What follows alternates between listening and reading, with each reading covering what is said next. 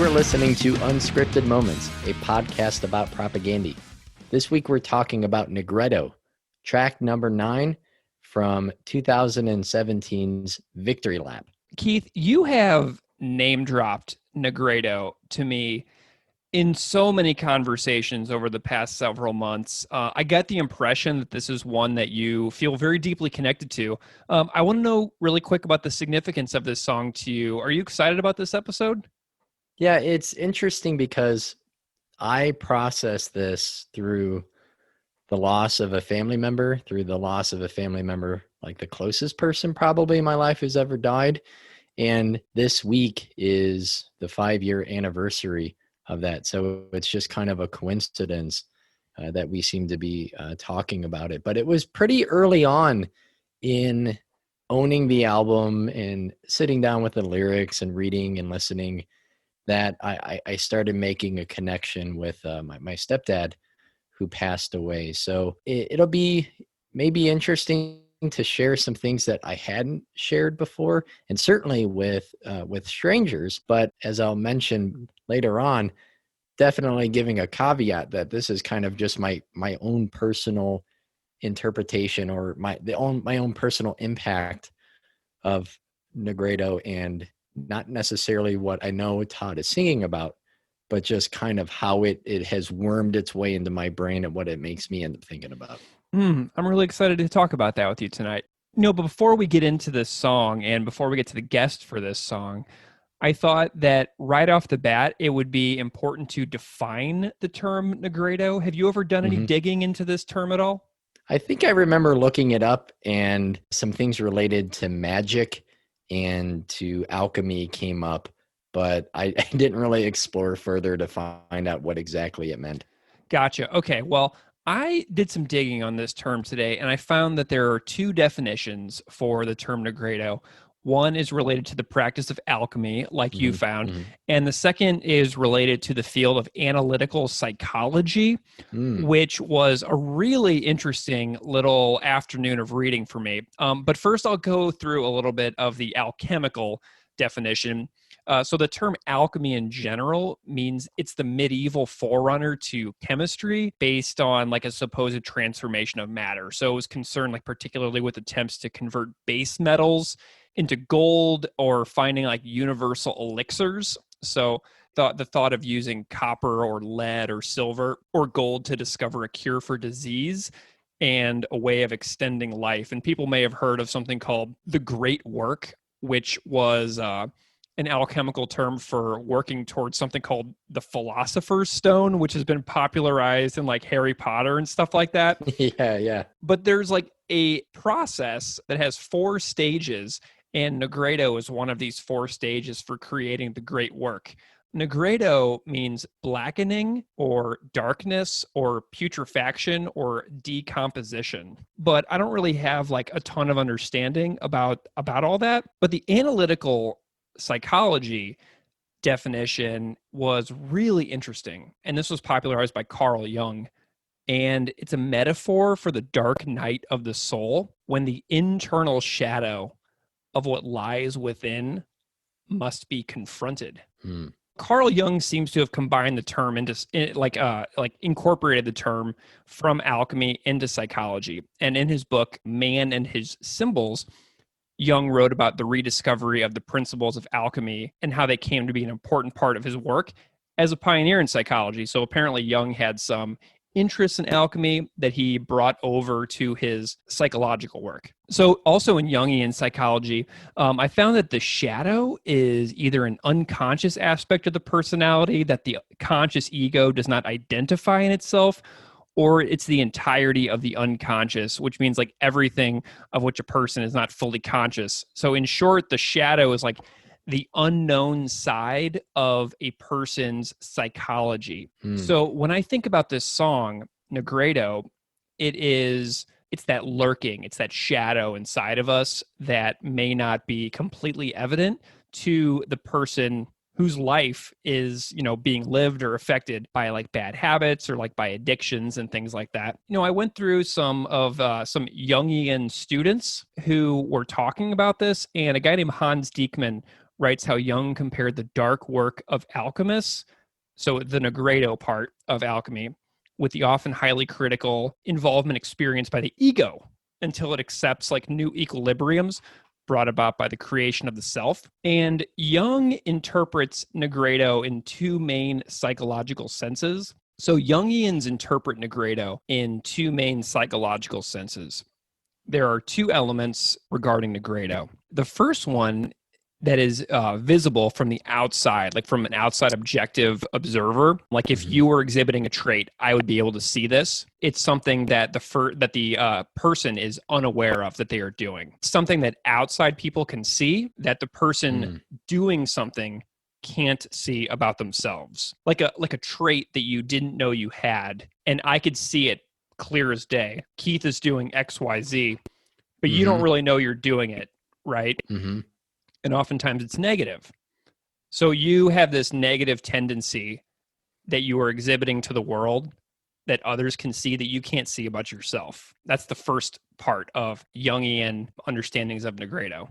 And the second element of Nigredo to Jung is where the subjective experience begins to fully grapple with the shadow element that is springing forth, described as like the moment of like maximum despair. That is a prerequisite to personal development. So this would be like when a person, like my example to you, extending on you, if you were doing something that I could see that you couldn't see, and I said, Keith, you're doing XYZ, and you said, no, I'm not. And then eventually over time, that action becomes evident even to you when you do something like hit rock bottom. So there's like the oblivious stage where you're doing it, but you don't recognize it about yourself. Then there's the second stage where you come to grips with it. And when you do come to grips with it, it might be too late.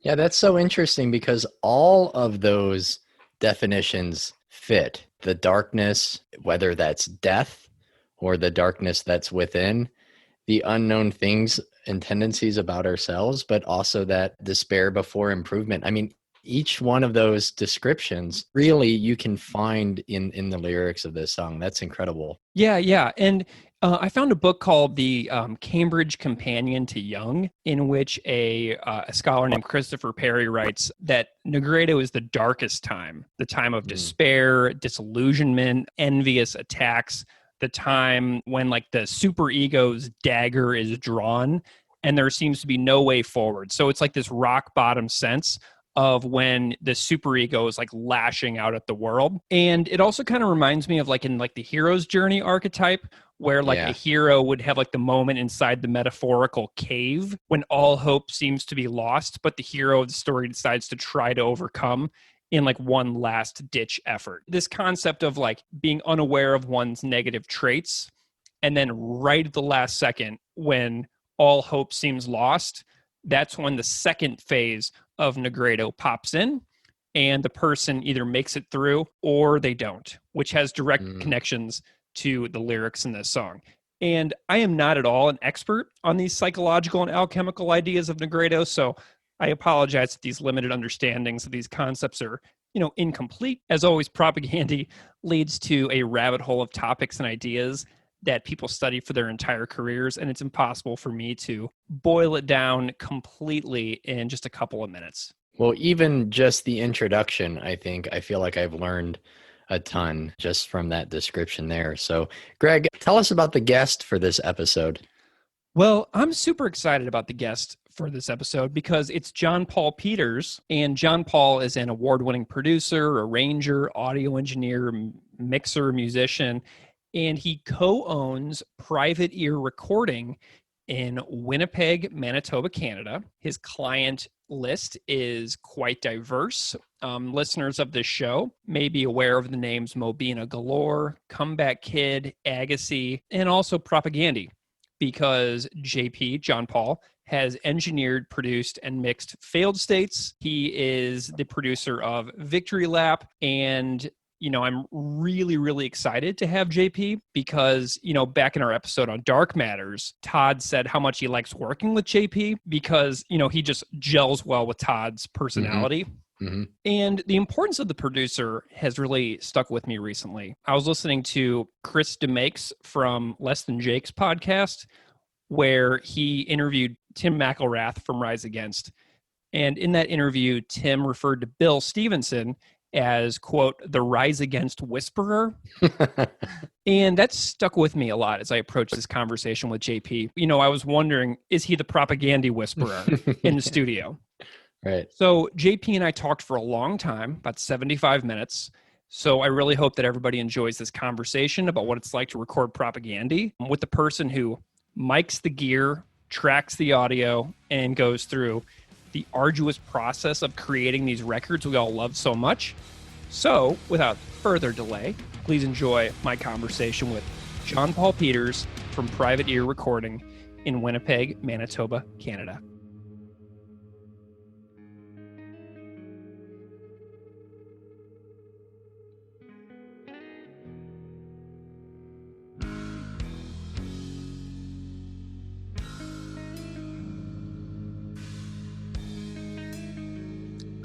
John Paul Peters, welcome to Unscripted Moments, a podcast about Propagandhi. Hey there, good to be here. Well, first of all, JP, congratulations on winning Producer of the Year at the Western Canadian Music Awards yesterday. How do you feel about that? Shocked, honestly. These things I feel that they're a bit of a popularity contest, and I definitely am not the kind of person to say, in grade 6, go to door to door and sell chocolates. I'm not your guy. And, get my friends to vote for me. I'm not your guy. So however it worked out, I don't know how it worked out, but I'm amused and kind of chuffed in the process. Awesome. That's great. Well, you are clearly going to be most well known among the listeners of this show as the producer of Propagandhi's Failed States and Victory Lap, but you've also done great work by a bunch of bands, Mobina, Galore, Cancer Bats, Comback Kid, David from Propagandhi's newer band, Agassi. I'm curious about your path into audio engineering, producing, recording. What was your musical trajectory like growing up? Yeah, I would say, I grew up playing, actually, violin was my first instrument. I took Suzuki violin, which was an ear-trained violin method. My mom gave me the option of violin or piano, and I pushed pretty hard. And then I was a teenager. I wanted to, at a certain point, rock out. And once I discovered metal and rock, I wanted to grab a guitar. So got my first guitar, started to learn that, kind of kiboshed the violin thing, which I've now been resurrecting. Wonderful. It's like, man, God, I can still play this thing. I was, probably 8-9 years in at the time. So I did put a lot of work in. But anyways, transitioned to guitar. And that I just did all on my own. I didn't take lessons. I got a really good deal on an old Les Paul Gold Top that, I played for hours and hours and hours. And then I met some friends and started doing the band thing in the basement. Had no idea of where it would go, but of course I wanted to be in a band and I wanted to play shows. So there wasn't a lot of that in my town at the time. And rock and roll, actually, it was a Mennonite town. A lot of fairly conservative folks, town of about 10,000, and there was not a lot of, there'd be a talent show where people would, do a juggling trick or play piano or something like that. But we were the first kind of got a rock band going on here. I'm going to turn up my amp. Yeah. And, a lot of the looks of some of the teachers and stuff, it was comical at the time, but turning that amp up and hearing the resonation, that excited me. So I think I would say that would be my start to music. And then played in a lot of bands that, I guess, starting at about 15, 16 years old, high school bands, but sneaking to Winnipeg, underage, playing the bars, people lying about ages and things like that. Just really like making music and kind of already starting to explore, like, I guess the punk side of things. My friend Steve, who was my drummer, he was 2 years older and he was already into all sorts of punk rock and metal, and particularly stuff that had fairly, I guess, global and social concepts. And so our band started to adopt kind of those directions as well, and started to think about things that I'd never really thought about before. Enter Propagandhi being a band that, I saw them at this show. It was called Core Fest in Winnipeg. I think it was called Core Fest 94 or Core Fest 93. It might have even been 1992. And it was this outdoor show, and I saw Propagandhi play, and I immediately was like, there's something different, because everybody else is just playing a show, but they're actually trying to say something. And the juxtaposition of that, what they were trying to say with the music at the time, and they were so passionate about it, and I was like knocked over. And I'm like, that's the kind of music I want to do. What was the sound of your band before you found Propaganda? Like, what were some of your major influences and the kind of stylistic tendencies that you had within those early bands? I would say, like, just playing around with grindcore, or just I had played in, some rock and roll kind of cover bands as a teenager, but this was more, I guess, little bits of Metallica-esque kind of influence. Like, there was some metal appreciation, and then just some all-out noisecore kind of stuff going on. Like, just incoherent.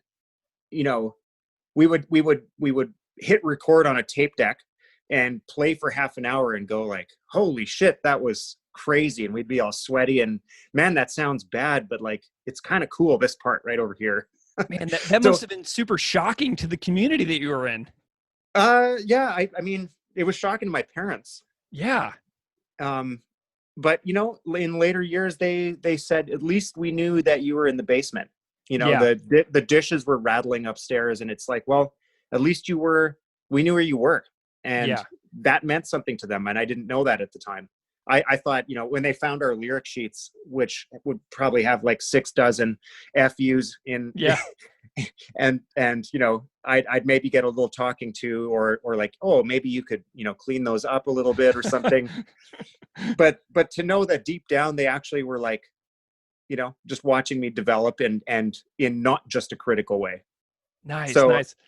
Yeah. So I would say after Prop, like, after seeing, and then starting to go to some more punk shows, there was like, then enter like No Effects and, Tar Jawbox, like our local band Red Fisher, they were playing at the time. So seeing these bands kind of pushing, we started doing kind of a melodic, I would admit to being kind of wannabe Propagandhi approach at that point, because How to Clean Everything was right on the top of my wish list. Did your early bands, like when you started being influenced by Propagandhi, No Effects, etc., did you do any recording at that age? Yeah, we started recording probably around 94 or 93. We would get into little basement studios and try recording. And then actually, John Sutton, who played for the Weaker Thans, played bass for the Weaker Thans, and then he was also in a band, oh my God, with Tom. I can't remember them off the top of my head. Female fronted, 3 guys. John played bass in that band as well. Anyways, he would come to Steinbach and like set up a tape deck and record our songs. So it was right around that, and when I say a tape deck, he would bring out an 8-track tape machine. Wow. And we'd hang mics on a cross-country ski from the ceiling and just kind of try to get some sounds together. So, I mean, even before that, I would always have, like, I'd rent a little mixer, 4-channel, 8-channel mixer, and then try to record to a 4-track or a tape deck or something like that. So we were doing that all the time. Awesome. Well, how did the path go to, like, out of like performing music and then getting into the audio side that you now find yourself in? Like, tell me a little bit about that transition, perhaps, like the founding of Private Ear Recording, things like that. So I was in a metal band called Officer Down and a punk band called The Undecided, and we were actually signed to Seattle's Tooth and Nail Records. Nice. So we did a bunch of North American touring. So when I was about 21, 22 years old, we were kind of winding that ship up. But in the process of and then we'd done a couple of recordings with some bigger producers. One of them did the Green Day record. His name is Neil King. He did the engineered the Duke record. We were like, we got to get this guy. But that's what that it was like a lot of basement recordings. And the reason I say this is, like, there were these common issues of just couldn't get my tones across. It felt like I love recording. Like I loved every time we went in the studio, you know, it's like, what's it going to sound like today? Like it's going to be there today. We're going to do 3 songs and it's going to sound amazing. Right. And you come out of those recording experiences and very often it's like, how did my guitar tone sound so different than the last time I went in the studio when I'm using exactly the same guitar and exactly the same amplifier and the same speaker cabinet. And I know what my tone is. And it's an old original triple rec with all of the knobs pretty much straight up. You know, maybe a little extra treble added for officer down and a little less for the undecided and a little less gain. Like pretty much no brainer. But what killed me was the engineers in these basement studios, like sometimes it would just work. And I'm like, that sound was amazing. And then we'd go to another studio where they would agonize over mic placement and all this stuff. And it would just be anemic in the end. And so part of those, I think that started this like feeling inside me, like I need to get control over my ability to have things come across the way I want them to sound. And why can't these people do it? Yeah. So like, I think that was part of this initial, and then when we worked with Neil King, I mean, my job was to play my guitar on the record and then to go to Vancouver and to sit in on the mix, but only just be his ears. And so I wasn't looking at what he was doing on the SSL board. I wasn't paying attention at that point. My goal was to do the best for the album. But I saw what he was doing and I'm like, this guy has control and he knows what to do. And if he only had like the kind of time he wanted, it would be incredible. And it was good, right? It was good. But he was complaining about having to mix the 12 songs in 3 days, all off tape and synchronizing the ADAT machines and still like get someone to do a little kick replacement and stuff with early Pro Tools versions. And man, like he pulled it off, but he didn't have, I knew that there was so much like ability there. And I think I started to aspire to that. So I started to, when around 2002, started to bring bands into a local basement studio. And this was the same studio that my band had recorded in many times where I was frustrated with the sounds. And so I started to get some kind of apprenticing with this guy and kind of like starting to work on, bringing my own band in, bringing some other bands in, and just to see what would happen. So, and awesome. one of those early bands ended up being Figure 4, which was a hardcore band, and they were going to do a bigger record, and it was actually going to be on Solid State, which is again a Tooth and Nail subsidiary label for metal music. But they were like, well, maybe you can do this record, JP, but we need you to do our side project first to see if you can pull it off. Nice. And so they said, well, this side project is called Comback Kid. Oh man. Yeah. Right. So they had done a demo before and people really loved the demo. And so they had gotten, a $2,500 or $3,000 budget from Face Down Records to do an album. And so that's what I did. And that was my start, was doing kind of that record, like Pretty Darn Green. Dude, that is insane. Green. So you did the Comback Kid record, but now you're sitting in your studio right now, and like I can see around like the studio that you're sitting in. So what is the journey like from that Face Down Records Comback Kid album in that basement studio to the space that you now work in, where you record bands like Propagandhi? Okay, so yeah, it would have been working out of this guy's basement studio in a little town called Oakbank, about half an hour out of Winnipeg. That kind of fell apart right in the middle of the Comback Kid recording. We were done, all the beds, all the guitars, and we were into gang vocals. And well, it's another little conservative town, and it was gang vocal time. So we got 18, guys and girls coming in with, 12 packs and whatever. And it wasn't a drinking party, but let's just say everybody was having a few beers and doing gang vocals. And what could be a better time? I'm sure you've had those experiences, right? It's a party. The best. But the parents who owned the house didn't like that very much. And, these things hadn't been discussed. Is this allowed? Is it not allowed? So that was the end of that. So I was into my basement, bought a cheap computer, and bought, Pro Tools 001 and tried to mix it in my basement. And that was a gong show, crashing 15 times a day and whatever. But so it was starting in my basement. And then I applied for a business start program, and I got a $20,000 loan. And I bought some speakers, and I bought some microphones and a few preamps. And then I started going into local studios to record the bed sessions. And then I would bring them home and basically just built up a little home studio setup. So that would have been in 2003. Oh my gosh. Yeah. So then it was working out of the basement. Nice. Well, where are you now? Because you're in a huge space now. Yeah. So it went from the basement to, I met a guy who had a property, and he had a little cabin on the property that was falling apart, and we did a little bit of work on it. And we had a small cabin studio where bands would stay over. Again, I would bring my equipment in. He had a little bit of equipment. So that was my second studio environment. And after that, then came this place in 2007.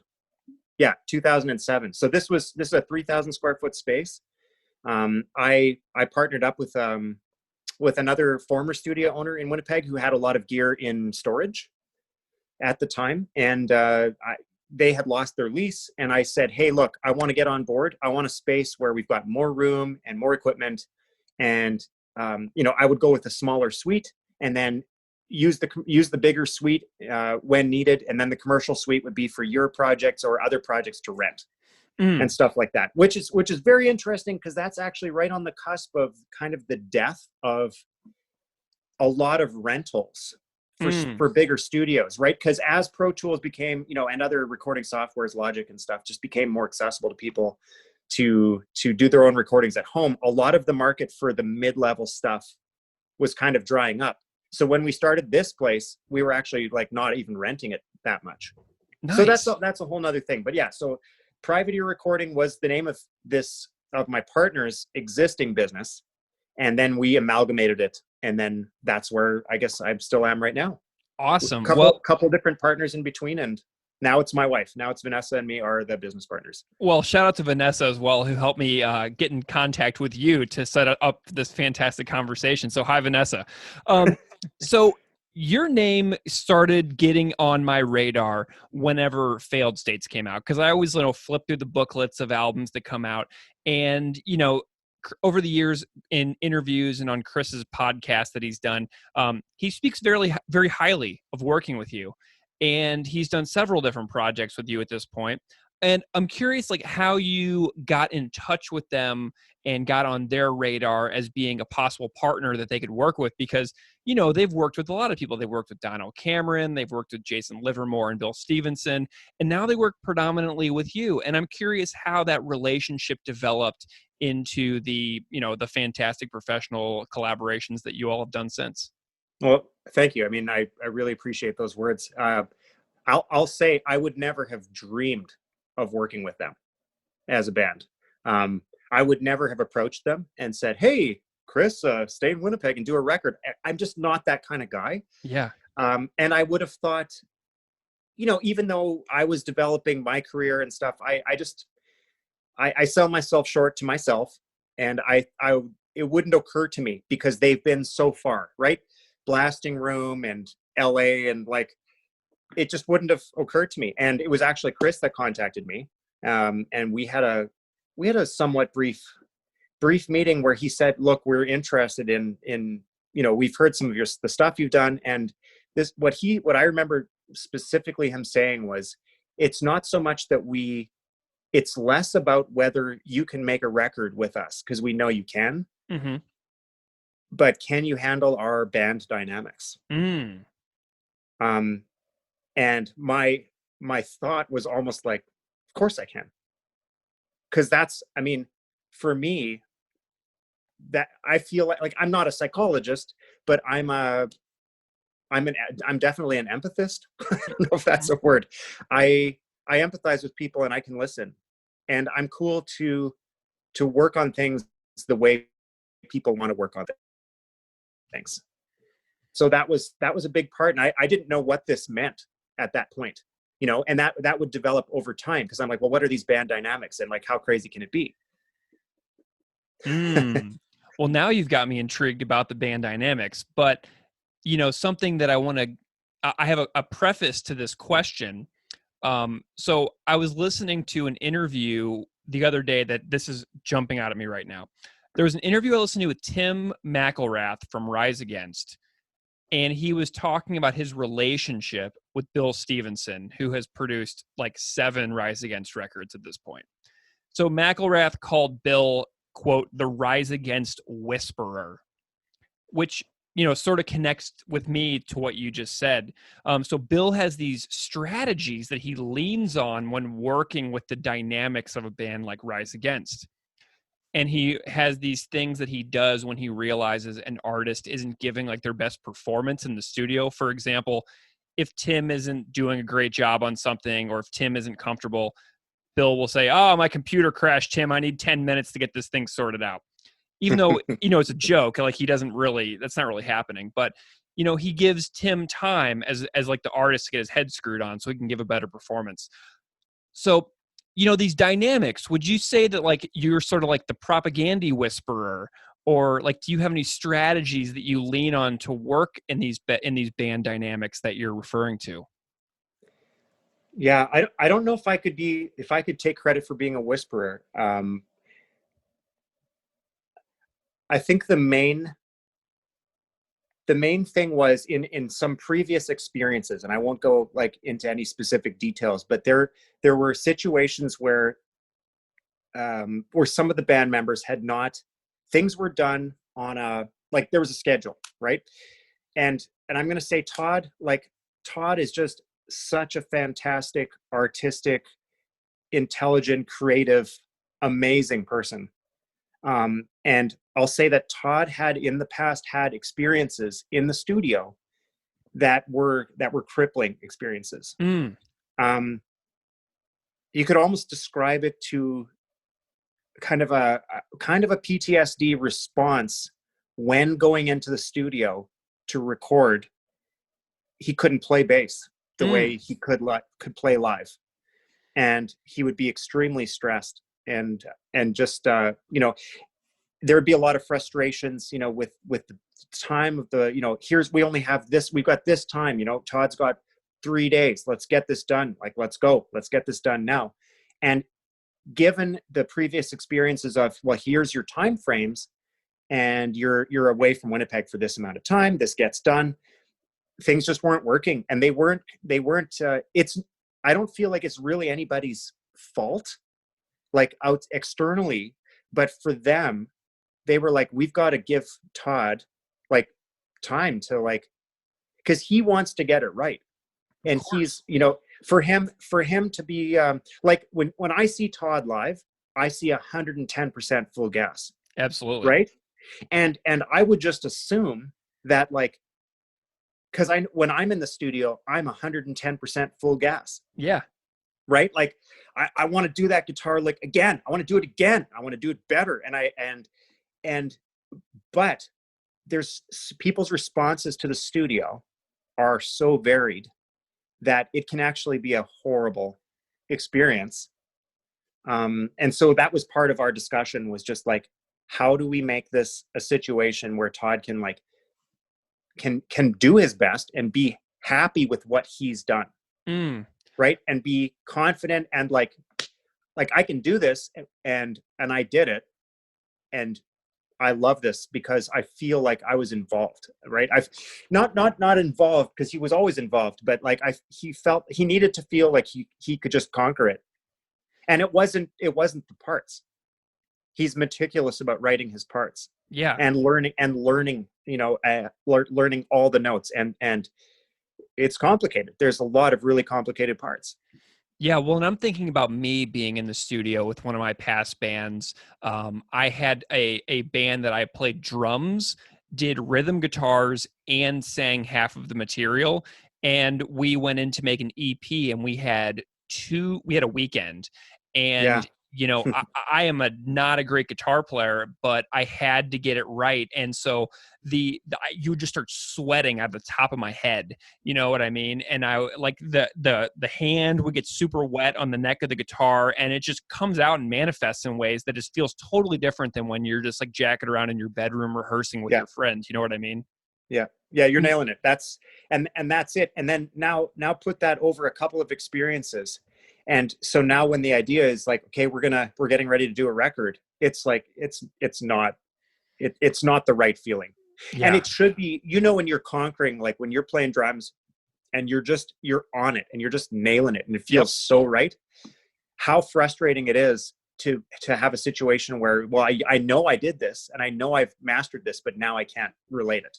Yeah. So, oh man, that's so interesting. Do you have any like examples with regards to working with like Sue Lynn or David or Jordy or Chris, where you've like, you know, been able to figure out a way to work with them to push them farther than they realized that they could go in the moment? I'm going to keep coming back to the word time.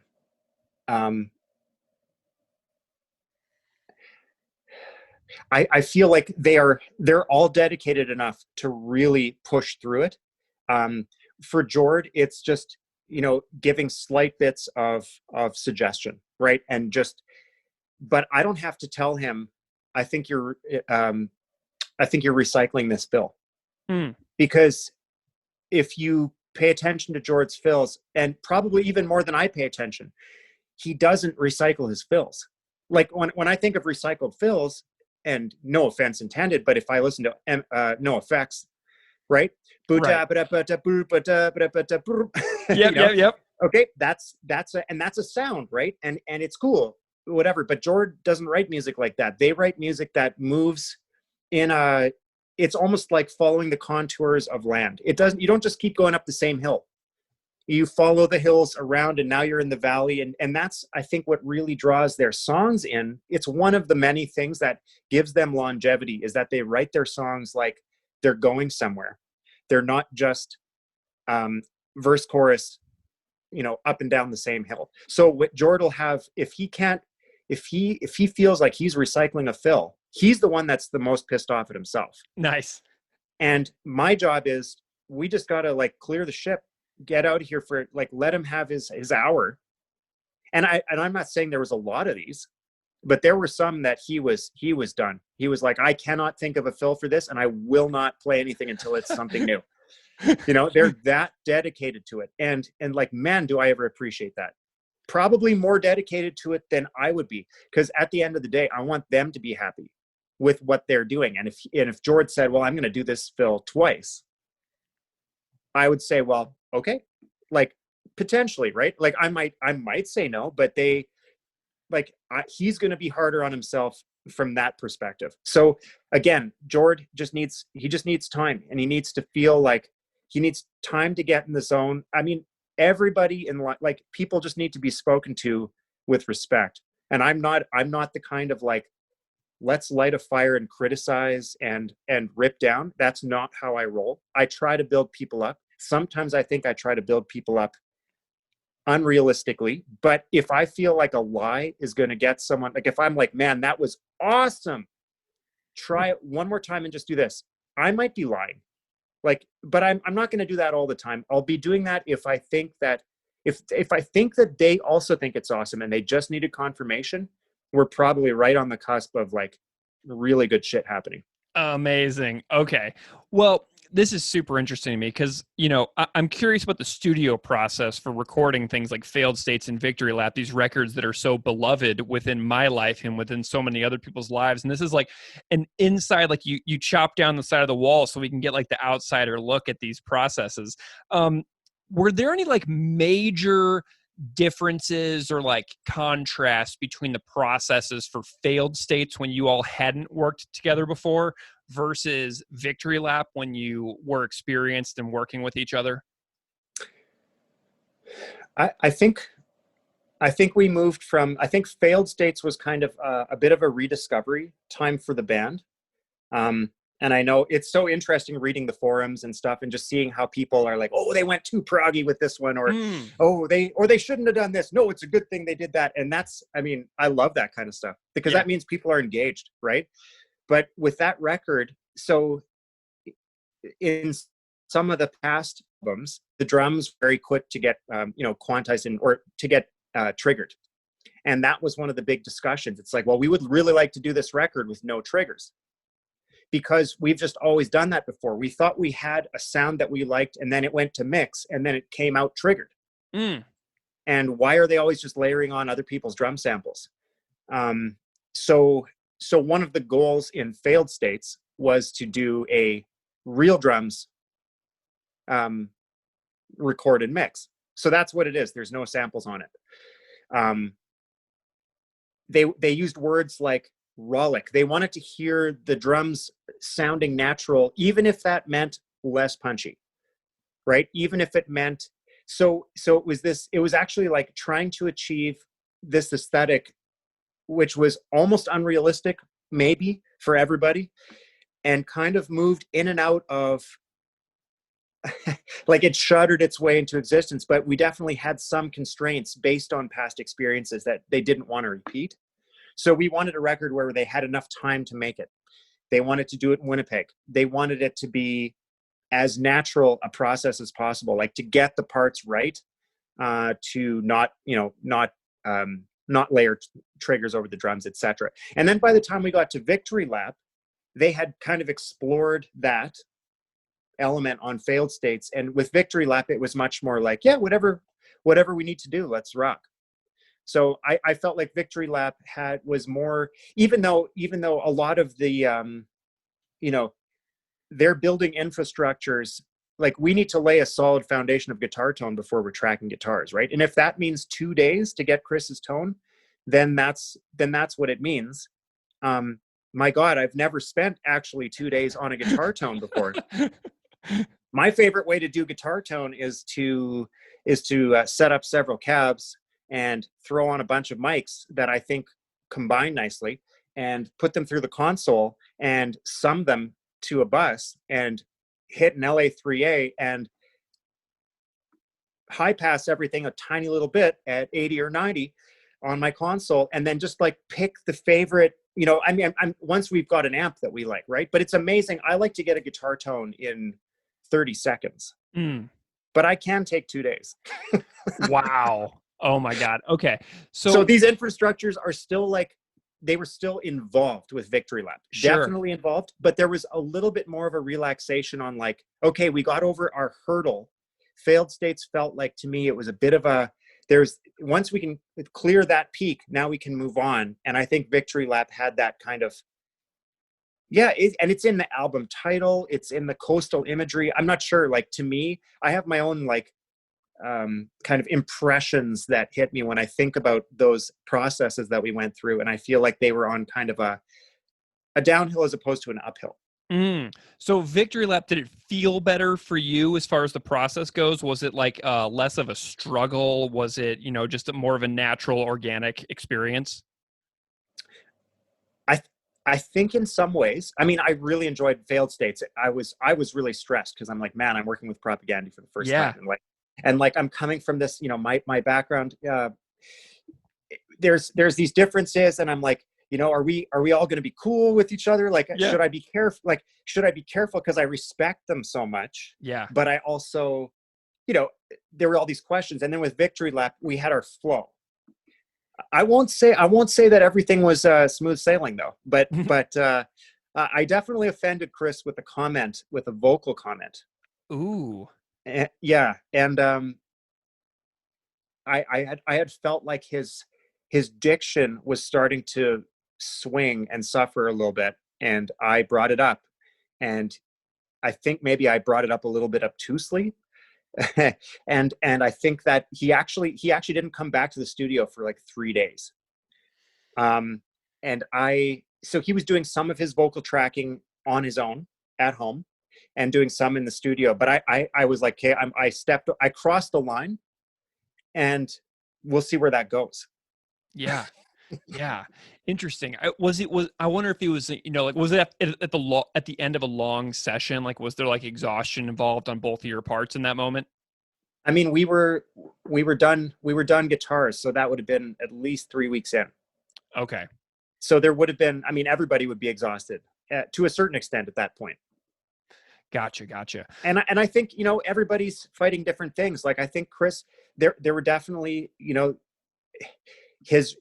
can still hit a lot of the notes in the range, but as we age, some of those notes become, and he was picking stuff that was vocally like quite difficult, and he wanted exactly a certain tone. So I think he was, and coming from his legacy of being in the band, I mean, he's just better and more picky with himself than he ever was, right?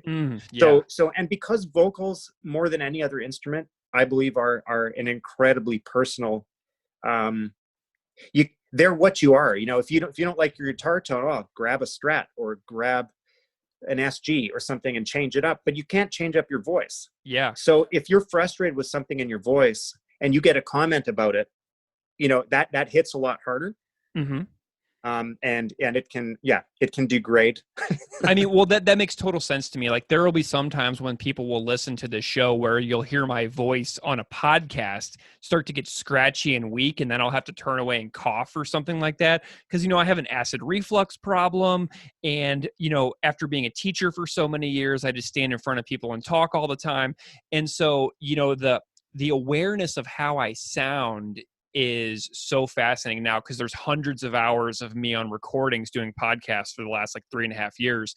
And the way that we change in our sound is scary, frustrating, makes you kind of like, feel like less immortal. You know what I mean? It makes you aware of the passing of time. So I can see where that would be such a huge deal for a performer, or for a songwriter whose voice is so much a part of their very identity and how people associate them in the world. Does that make sense? Oh, absolutely. And with a regularly touring, heavy music musician or band, right? If they're coming off, like, maybe they sound the best after a 6-month tour, or maybe that 2 months of working on the record really puts you back in your stamina. You know what I mean? So Yeah. like, there's a lot of sorcery that seems to come to like, at what point are you hitting what you want to hit, especially vocally in the studio. Yeah. Do you have a favorite Chris Hanna or or Todd Kowalski vocal performance that you have personally engineered and recorded? Yeah. Definitely with Chris was the first time he said love in a song. And I think it's on Failed States, and I don't remember the song title right now, but it's right near love. That part right there. Yeah. And I believe that's the first time that the band had used the word. And it actually was like, kind of like he had to like, oh my God, like, he had to let that word out we had to do it a couple of different times, and it felt like, and then we got past that. But to me, that just that word, and it was just a low, it was nothing like, I mean, there's many high note moments that were like, oh my God, like, you nailed that performance, right? Yeah. But that, when he said love, and actually was like, hey, I accept that performance of that word. Yeah. And that was very cool, because the content there really started to, for me, I feel like they were starting to transcend the, their career. Things morph, like our perspective always morph, right? And Of they change. course. I hope they do. And for some they become more, they become more catalyzed one way, or more like, people become, start getting into Trump, and then like, just like pushing this, or getting really right, or really ultra religious, or really atheist, or whatever. But like, I was seeing these, like, okay, we've got our values, and now they're looking at things in a different, transcendent, kind of compassionate, like, sad. There was a real sadness that I was starting to feel. there. Yeah. And I was like, man, I'm part of this. Like, I'm actually just sitting here and listening to these songs being birthed to life. And I'm feeling like I'm pretty much in tears right now. Yeah, I was thinking about you as, the producer on the record and, doing the recording and sitting back listening to these songs over and over and over. And as the band has gone through their career, they've brought a lot more vulnerability of life, aging, death, etc., into their later and more recent records. And I'm just curious, like, if you ever sit there in the studio, just like overwhelmed by the power of the words that are coming out, where you've got these big picture ideas about life, death, and struggle. I'm curious, like, if that just like emotionally overwhelms you as the producer in the room. Yeah. Well, I mean, absolutely. If I wasn't, then I seriously wouldn't be I wouldn't be an empathetic human being. There were points where I was like so emotionally, I still remember, and it doesn't happen like that often. I mean, I do try to get into all my clients' content and kind of understand where they're coming from here. But there was something going on that was just hitting me at a subconscious level of emotion. And I remember end of recording sessions, 11 p.m., 8 p.m. They didn't typically go super late. We were on kind of a work day into the early evening schedule. And that's for families and kids and stuff like that. And just like being able to come back to the studio the next day and be like alive as opposed to dead. But I remember going home after some sessions, just feeling like I'd been part of something that meant something. Did you see Chris sing the line, "Dad, are we gonna die? Yes, son, both you and I, but maybe not today"? Did you see that performance in the studio, or did he record that at home? He was in the vocal booth beside me, and I was recording. Yeah, I was recording it, and yep. Yeah. Okay. Well, whenever I reached out to you, so we talked a lot about Victory Lap, a lot about failed states, a lot about the recording process. And when I reached out to Vanessa, I sent her a list of tunes from songs that we hadn't recorded episodes yet for. And I said, make JP pick a song. And you chose the song Nigredo from Victory Lap as the episode that you would like to appear on. And so we got a Todd song here, one of only 2 Todd songs on Victory Lap, interestingly, which Keith and I, my co-hosts, find to be quite fascinating. There's only 2. What is special to you about Nigredo that made you want to pick that song for our chat? Well, I think the reason I wanted to highlight Todd's writing is it's the amount of. So I don't know if you know this. You probably do, and probably the listeners do as well. But Todd is also a visual artist. He's just a phenomenal visual artist, and the amount of detail. I mean, he can do a portrait in 25 minutes, but when he really cares about something, he has a hard time putting out his paintings because he wants to, he really wants to make sure that and he always knows that there's more. And that's such a, there's always something could be improved on, and he treats his music the same way.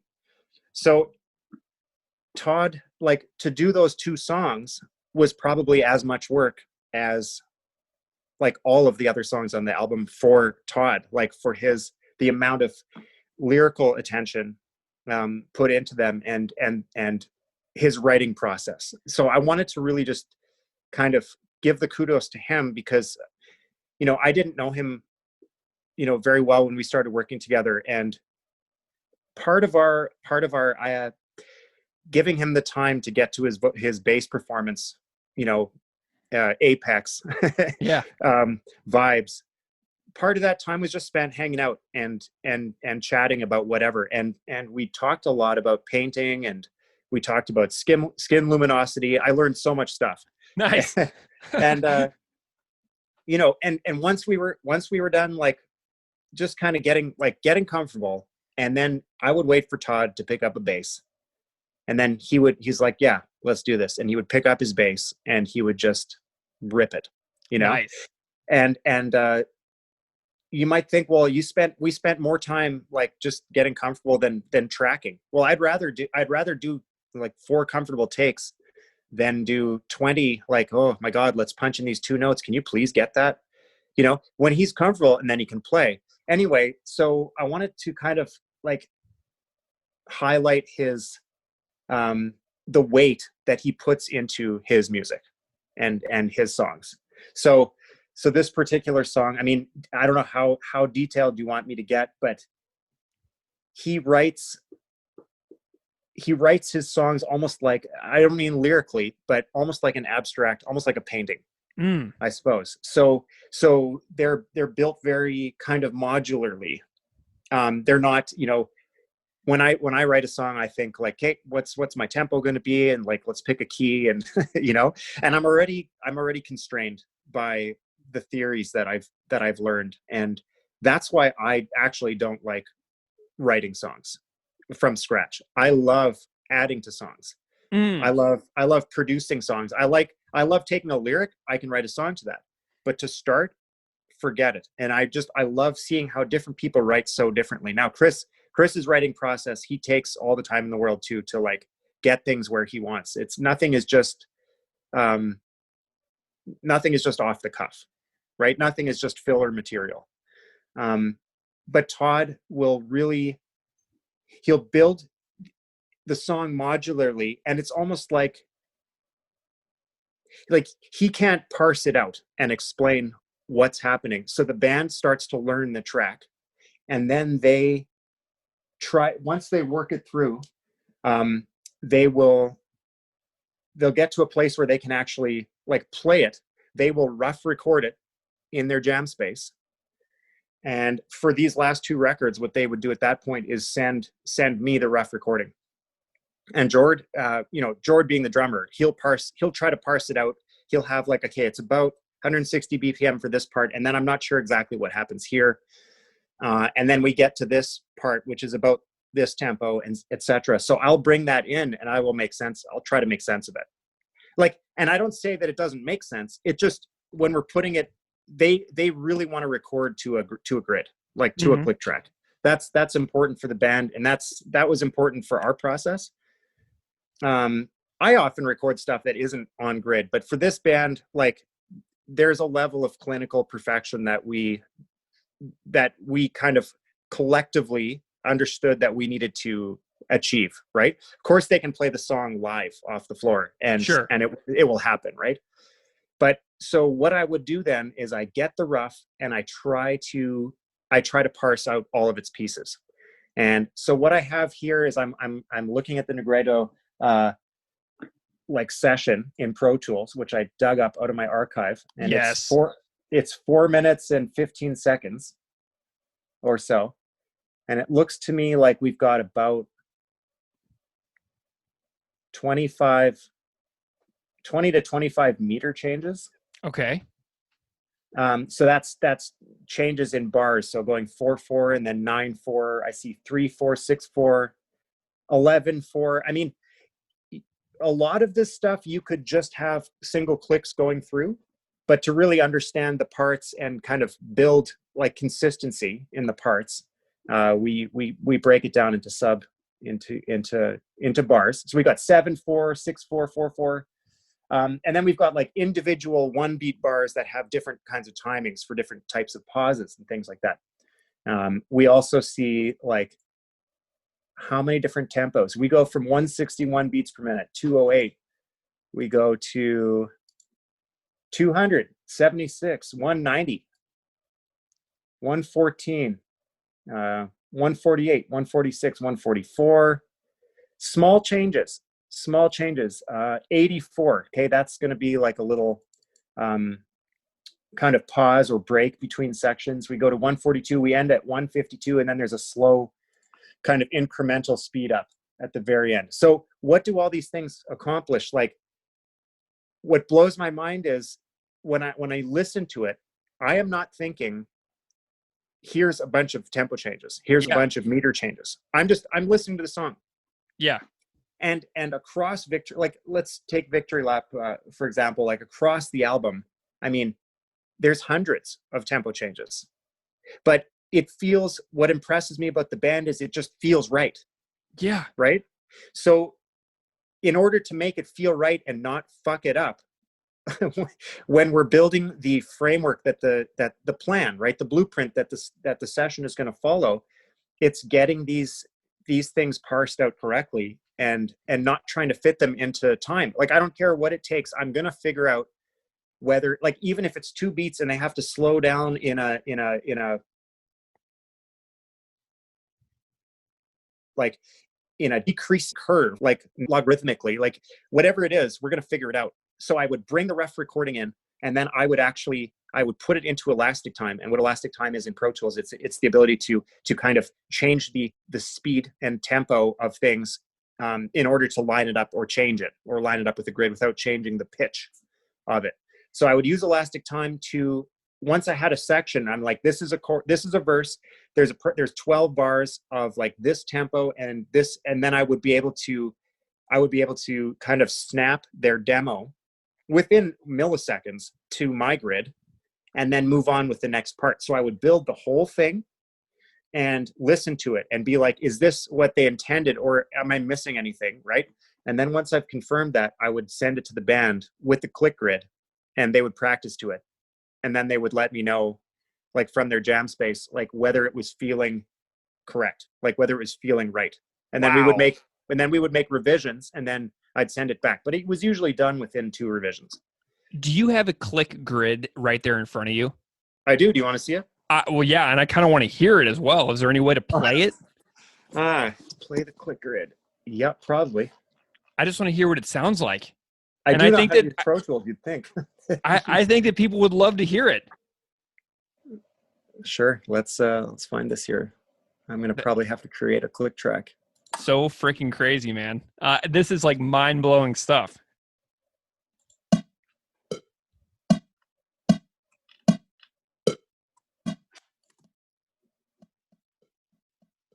Is that the Nigredo click grid? Yeah, it is. So yeah, this is online. Let's see, where's a good place to listen?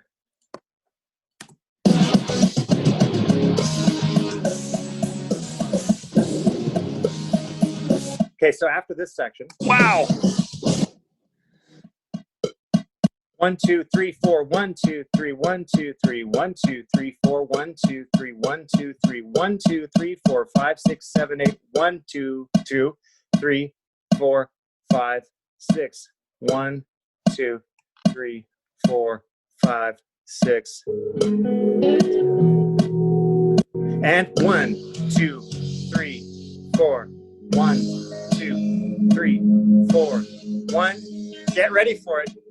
4 10 3 1 2 3 4 5 6 7 1. Oh, I can't even say it. Anyways, dude, that is so great. So yeah, I love it. That is so cool. Did you have to do that for do you do that for every single song on a record before the band ever comes in? No, okay. I don't. Sometimes a band will have worked out grids in advance. Yeah. If I'm producing it, I try to have a pretty good idea of all that stuff before we start. Yeah. But lots of times we're doing an EP in 4 days, and the band brings in the songs, and we either figure it out live. Yeah. There's very few people that have as many. There's a lot of 4/4, right? There's a lot of 6/8. There's a lot of, this is the tempo of the song. Yeah. There's a lot of 120 beats per minute. Yeah. But these guys are on another level in timing. Yeah. Well, I mean, I was telling you earlier when we were on the phone, I was looking through the time signatures of the song "Cut Into the Earth" from Potemkin City Limits, and that's another Todd song. And so this song kind of reminds me of that, where it's just it changes so often, but it feels normal. Do you know what I mean? So it's like, It's something that you really have to think about, or you can just not think about it and just let it wash over you all at the same time. Well, and so interestingly, one of the things that I actually find really hard is labeling things, like labeling tracks. I got to get the right label. Yeah. So markers in a session, like I get the song and I want to know what these parts are, but maybe we haven't really maybe they don't have a name. Like, I'm like, is this a verse? I don't know. Is that a verse? So I'm just looking at some of these things like, so intro A, intro rock out, 4-beat count, intro B, drums, intro C, guitar interlude, drums end start, heavy riff, tempo increasing. We've got verse 1, verse 1B, and then we've got chorus. We've got break. Okay, no, this is we've heard of bridges, we've heard of verses. Previous bridge double. What is that? Guitar interlude, reprise. And rest. I mean, obviously that's soft verse, jazz bridge. Yeah.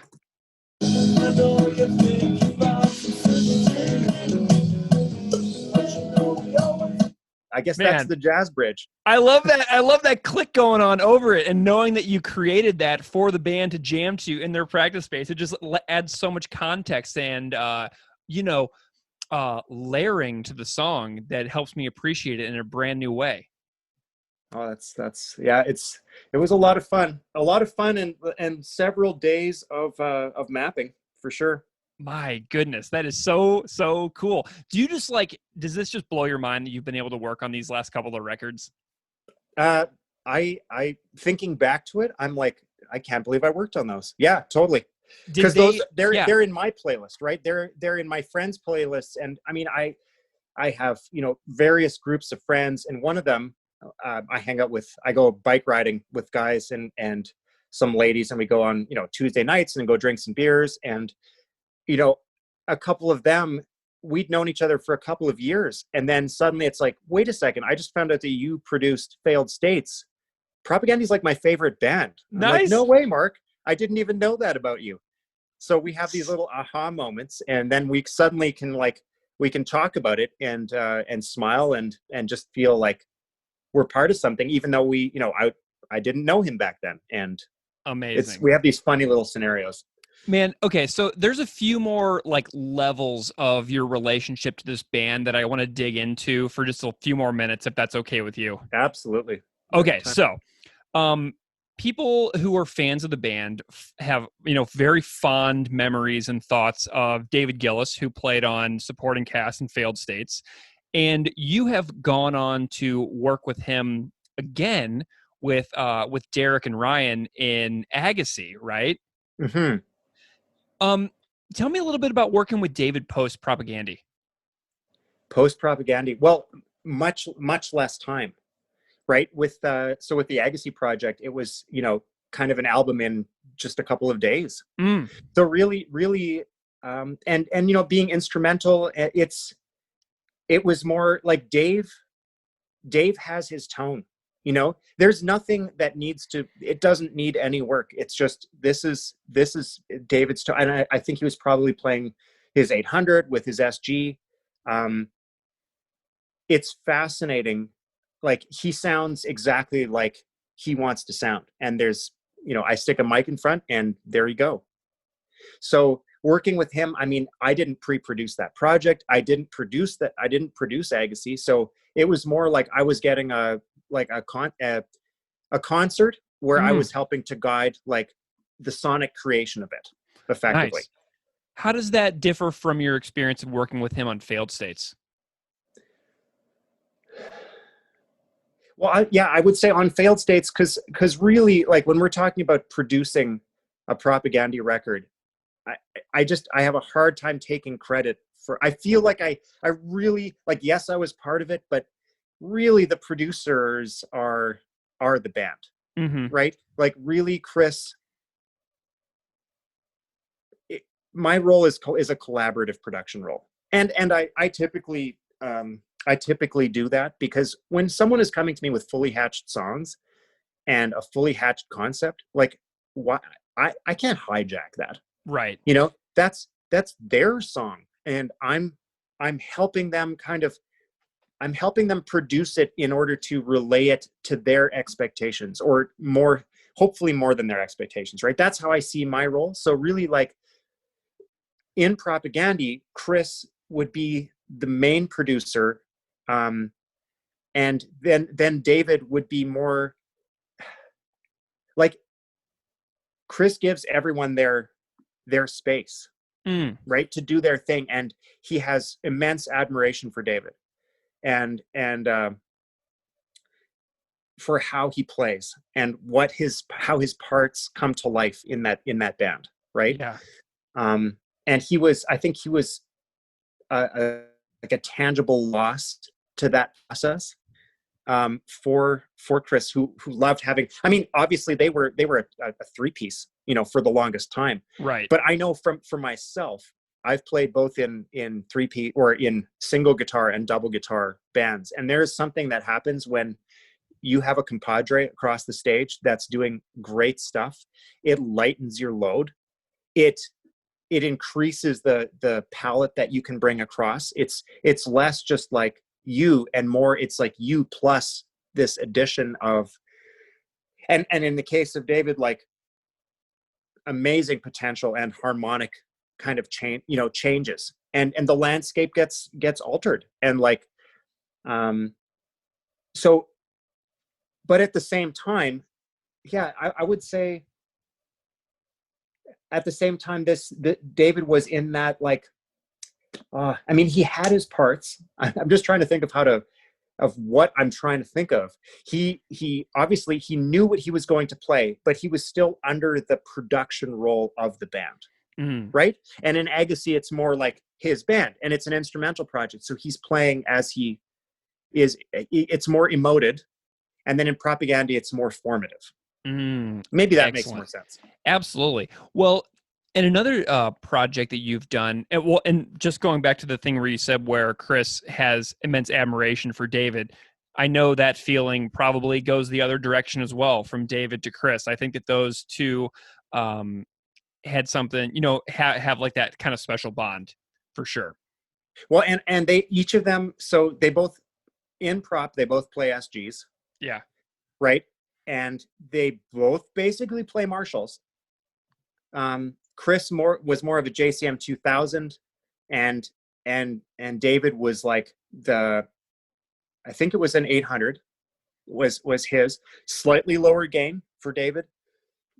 But like the amazing thing about real players is you put the same person on a different rig. So let's say Chris was going to play a second guitar to himself let's say he would play it through David's rig. It wouldn't sound right at all.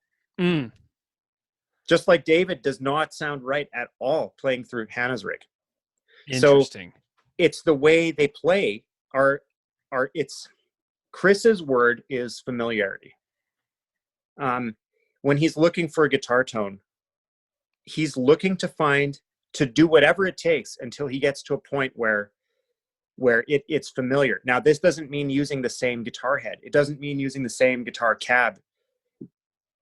At the end of the day, he has to feel like it has a familiarity, which to me I'm kind of an outsider there. So I'm like, well, you tell me when it's familiar, right? Because I'm like, I think this one sounds more like, Potemkin, but when you do that, it sounds more like this or whatever. But it's almost this fish that's super hard to catch. And where it harkens to me is remembering when I started out, like in these basement studios, having a hell of a time getting my guitar tone. It's like, it's the same damn amp. Yeah. And how come it's different every time? It's unfamiliar. And so like we have this language, like I get what you're saying.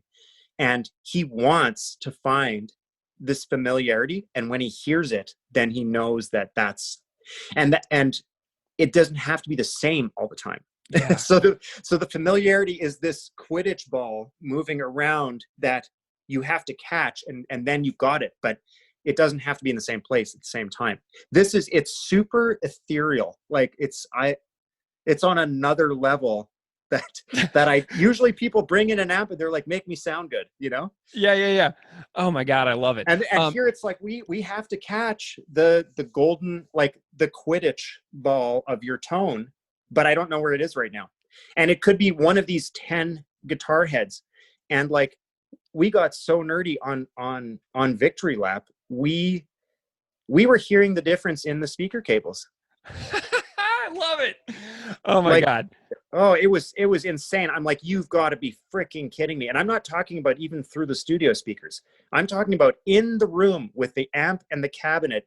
and playing guitar in the room. And it's like, okay, we're within two choices of what your tone's going to be for your amp, right?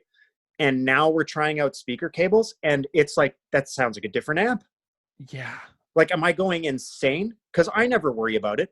Like, I've got a 30-foot one through that wall, and I've got a 2-foot one here. Well, my God, they sound different. So you mean like it can be as minute as the cable that connects the head to the cabinet? Correct. Oh my God, I love it. And you'd think, well, it's copper. It's like 10 gauge or 12 gauge or whatever it is, like good quality, but the length makes a difference. The shielding makes a difference. And it's like, I don't even, I'm picky about equipment, right? But I'm not gonna put my head in the sand if I'm not using a Nutric XLR cable from one microphone to a preamp versus like, oh, here's an extra XLR. Like, at the end of the day, it's not gonna fail the project. Right. And we're not talking about failing the project, but we're talking about something that we sure as hell can hear. And they're both good, but they're different. So which one are we going to choose? Like, which speaker cable are we going to choose now? Because now we've got this problem that they sound different. So is this a moment where you and Chris like look at each other and you just like bust up laughing? Or is this a moment where you like look at each other and you're like about to like blow a gasket because it's so frustrating? Is it funny or is it horrifying? I think I was probably at the point of laughing. Okay. And Chris would be between either of those responses that you mentioned, I would say. Yeah. And it's like, well, is it this or that? Or like, and I think on Victory Lap, he ended up using a Friedman, which is effectively a Marshall reimagined Marshall. Very similar to 2000, but reimagined.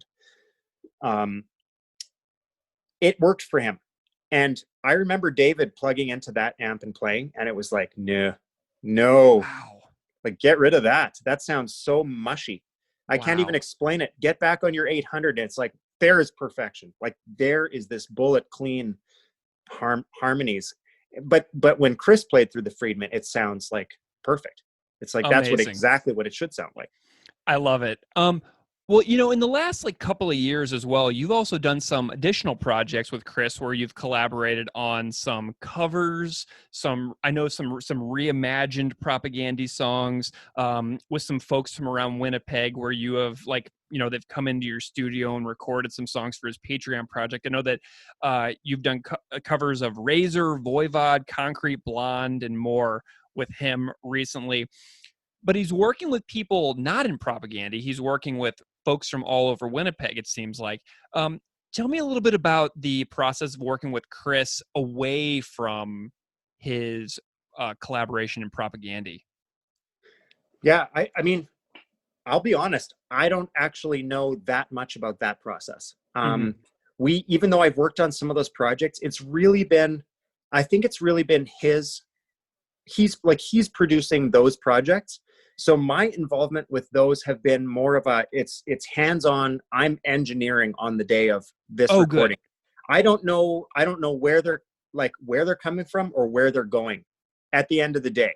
Like, I'm helping him kind of achieve what he wants we're doing a 10-hour session and we're trying to get these 3, beds done and like get some tones that feel appropriate for what we're doing. So for me, a completely different process than Propagandhi. Like honestly, really not involved above engineering. So no conceptual involvement in those in comparison with their albums. Gotcha. Is it fun though? Is it enjoyable process for you guys to hang out like on maybe a little less stressful, a little less pressure of a project? Yeah, absolutely. Yep. But I do really I would rather walk through the flames. Like, at the end of the day, I'd rather walk through the fire and come out changed than just kind of like barbecue some hot dogs and like, or, have some marshmallows. And then that's the end of the party. Like, I love being fully involved. So, nice. but that's not appropriate for every project. Sure. So awesome. Well, JP, I've been talking your ear off for like 2 hours at this point. No, I've been talking your ear off. No, I love it. I love it. I these stories are just Amazing. So to conclude, let's move into a conclusion, but I have like a big picture question for you. We do this show because Propagandhi is such a special part of our lives. Keith, my co-host, and I. What does this band mean to you as, a fan of music? What have they done for you? And, what does it mean that you've been able to have them be a part of your life? Yeah, that's okay. So there's a couple of trains that I'm gonna, first of all, musically, being an influence in, like, you can get up on stage and you can say something and you can make a difference.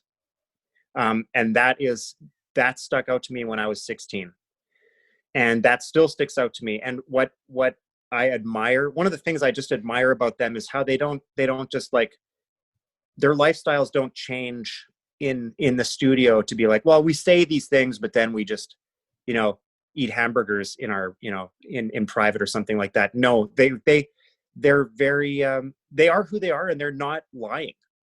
They're really not lying. And they will tell you right to your face. Like, if there was some misogynistic content, or someone said something that was like, they would not be afraid to call it out, but they're not looking for a fight.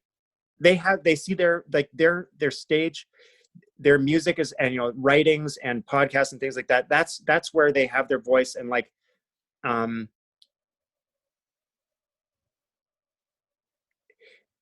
never felt like I was being judged as a person, by the guys. And why do I bring that up? It's because I definitely would have been, coming from a Mennonite and fairly conservative town near Winnipeg. I definitely was like, I feel like if I had a conversation with these guys, that they would judge me. And fair enough, because I would be from the right, and here we're meeting with the left. So there's this, and I'm going to bring up one very interesting, like, there was a basement show in Winnipeg, and there was an argument that broke out, and it was basically like an argument about the existence of God or something like that. So I was there, and I was kind of representing, like, there's so much history in the Winnipeg, like, in these scenes and whatever, but I would have been representing, like, a believer's standpoint. Sure. Right. And coming from a religious background. And I remember Chris and we didn't know each other, but we were face to face, and he was asking me questions that have always stayed with me. And one of those was, if I said I had if I had a green leprechaun on my shoulder, and I believed it, like, you can't tell me that I don't have that. Right. And I'm like, this is ridiculous. And we had this interesting, like, it was a more of an intellectual argument, but it was at a point in my life when I was really, like, trying to figure shit out. Yeah. So I would say musically, huge influences. And then, very interestingly, as I, went to college and got degrees, and kind of, like, I wanted to, I was getting more interested in, like, formative religion. Like, I wanted to learn about my background. I wanted to look at Middle Eastern history and historical geography and hermeneutics, and, like, source criticism and redaction, and, like, look at the Christian Bible and figure out, like, I want to be able to support everything that I've been brought up with. Right. Yeah. And then the more I went to college and the more I learned, the more I unlearned. And interestingly, some of those conversations in the long run, and I'm talking, like, over the 2 decades, have kind of come around for me. And I'm on a much different, like, trajectory than I was then, I guess is what I'm saying. And I feel like in some way they were a part of that. And I appreciate that, because they were willing to not just make a bunch of noise, but actually, like, play great fucking rock and roll. Yeah. and really stand to what they felt and what they said. and to really be empathetic for people, for animals, for the earth, and just to watch their development. I really have a hard time putting this all into words, but it's so huge. And honestly, like, I haven't even had this conversation with them, right? Like, ooh, right? I mean, it's yeah, and I totally would, but I know for Chris, I feel like we have this little interaction from years ago that I don't even know if he would ever remember or even know who I was, but like I remembered it, and it was part of my long-term kind of journey, which is never going to end. It's it's life, right? Yeah. So I mean, it's like the inspiration to be a curious person until the very end. Yeah. Yeah. Well, that is a powerful place to stop, because I think that I think that resonates with me a lot. Well, JP, this has been such a pleasure. These stories that you've told across, the last decade of Propagandhi's career, you're a huge part of the story. And so I know that people will really appreciate hearing the things that you have to say. I know we only talked about Nigredo a little bit, which is the episode that you're on, but like, this is like such a big picture conversation for this band that I care so much about. And I think that you and I both care about them pretty much in a lot of similar ways, I would agree. All right. Well, JP Peters, thank you so much for being here. This has been an absolute pleasure to have this chat with you. And I'm so grateful to you for all the time you spent with me tonight. Well, thanks a lot for including me. I feel well, I'm at a loss. Yeah, I'm kind of at a loss for words. I in a way, I don't feel worthy, but I'm so glad. I mean, looking back, I'm so happy I was involved with the band, and I'm glad I can share some of those little tidbits from our time together and from before. But I'm sure, who knows if there'll be more. I'm so curious to see what they're working on.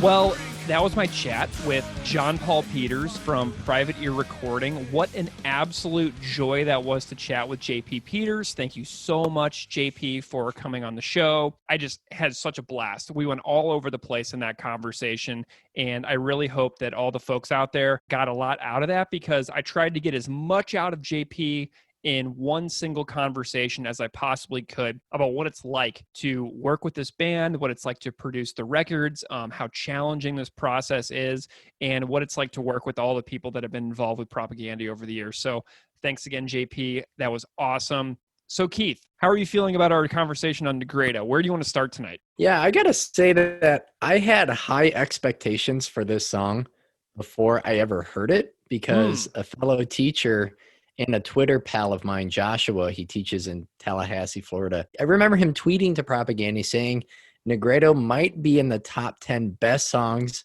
by your band, top 2 best Todd songs for sure. And that was before my copy of the album arrived. So I was already having my kind of expectations and my thoughts and opinions of the song shaped. The song had its hooks in me before I even heard it. Interesting. So do you feel like you loved it before you ever heard it? Like you just knew that you were going to go to it and latch onto it right away? Like I had that idea, but then I still remember thinking I liked When All Your Fears Collide more first. Mm-hmm. And then over time, Nigredo overtook it and I ended up agreeing with him more.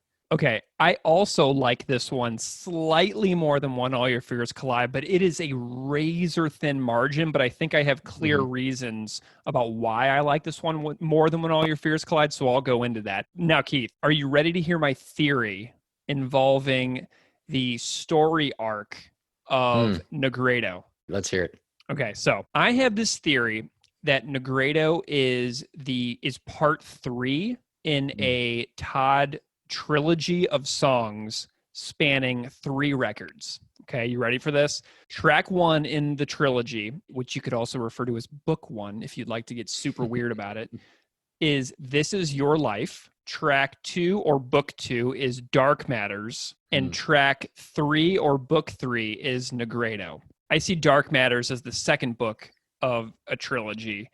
This Is Your Life and Nigredo are the bookends. This Is Your Life and Nigredo see like the midlife and the end of life situations of sort of a tragic character who wasn't able to escape the anger that they had descended into in the basement hole imagery of This Is Your Life. So we have book 1, which opens up with this guy in a basement. And then Dark Matters is told from the perspective of the kid who is mentioned in This Is Your Life. In This Is Your Life, the line reads, "You're too cynical and mean, so they fucked off board. Your kids are at the mall." So track 1 of the trilogy, This Is Your Life, is about the guy in the basement, clearly a tragic character. Track 2 of the trilogy is Dark Matters. The narrator of track 2 in my trilogy is the kid at the mall, but instead of being at the mall, the kid is walking the streets. So we have this anti-hero figure of sort in the basement who's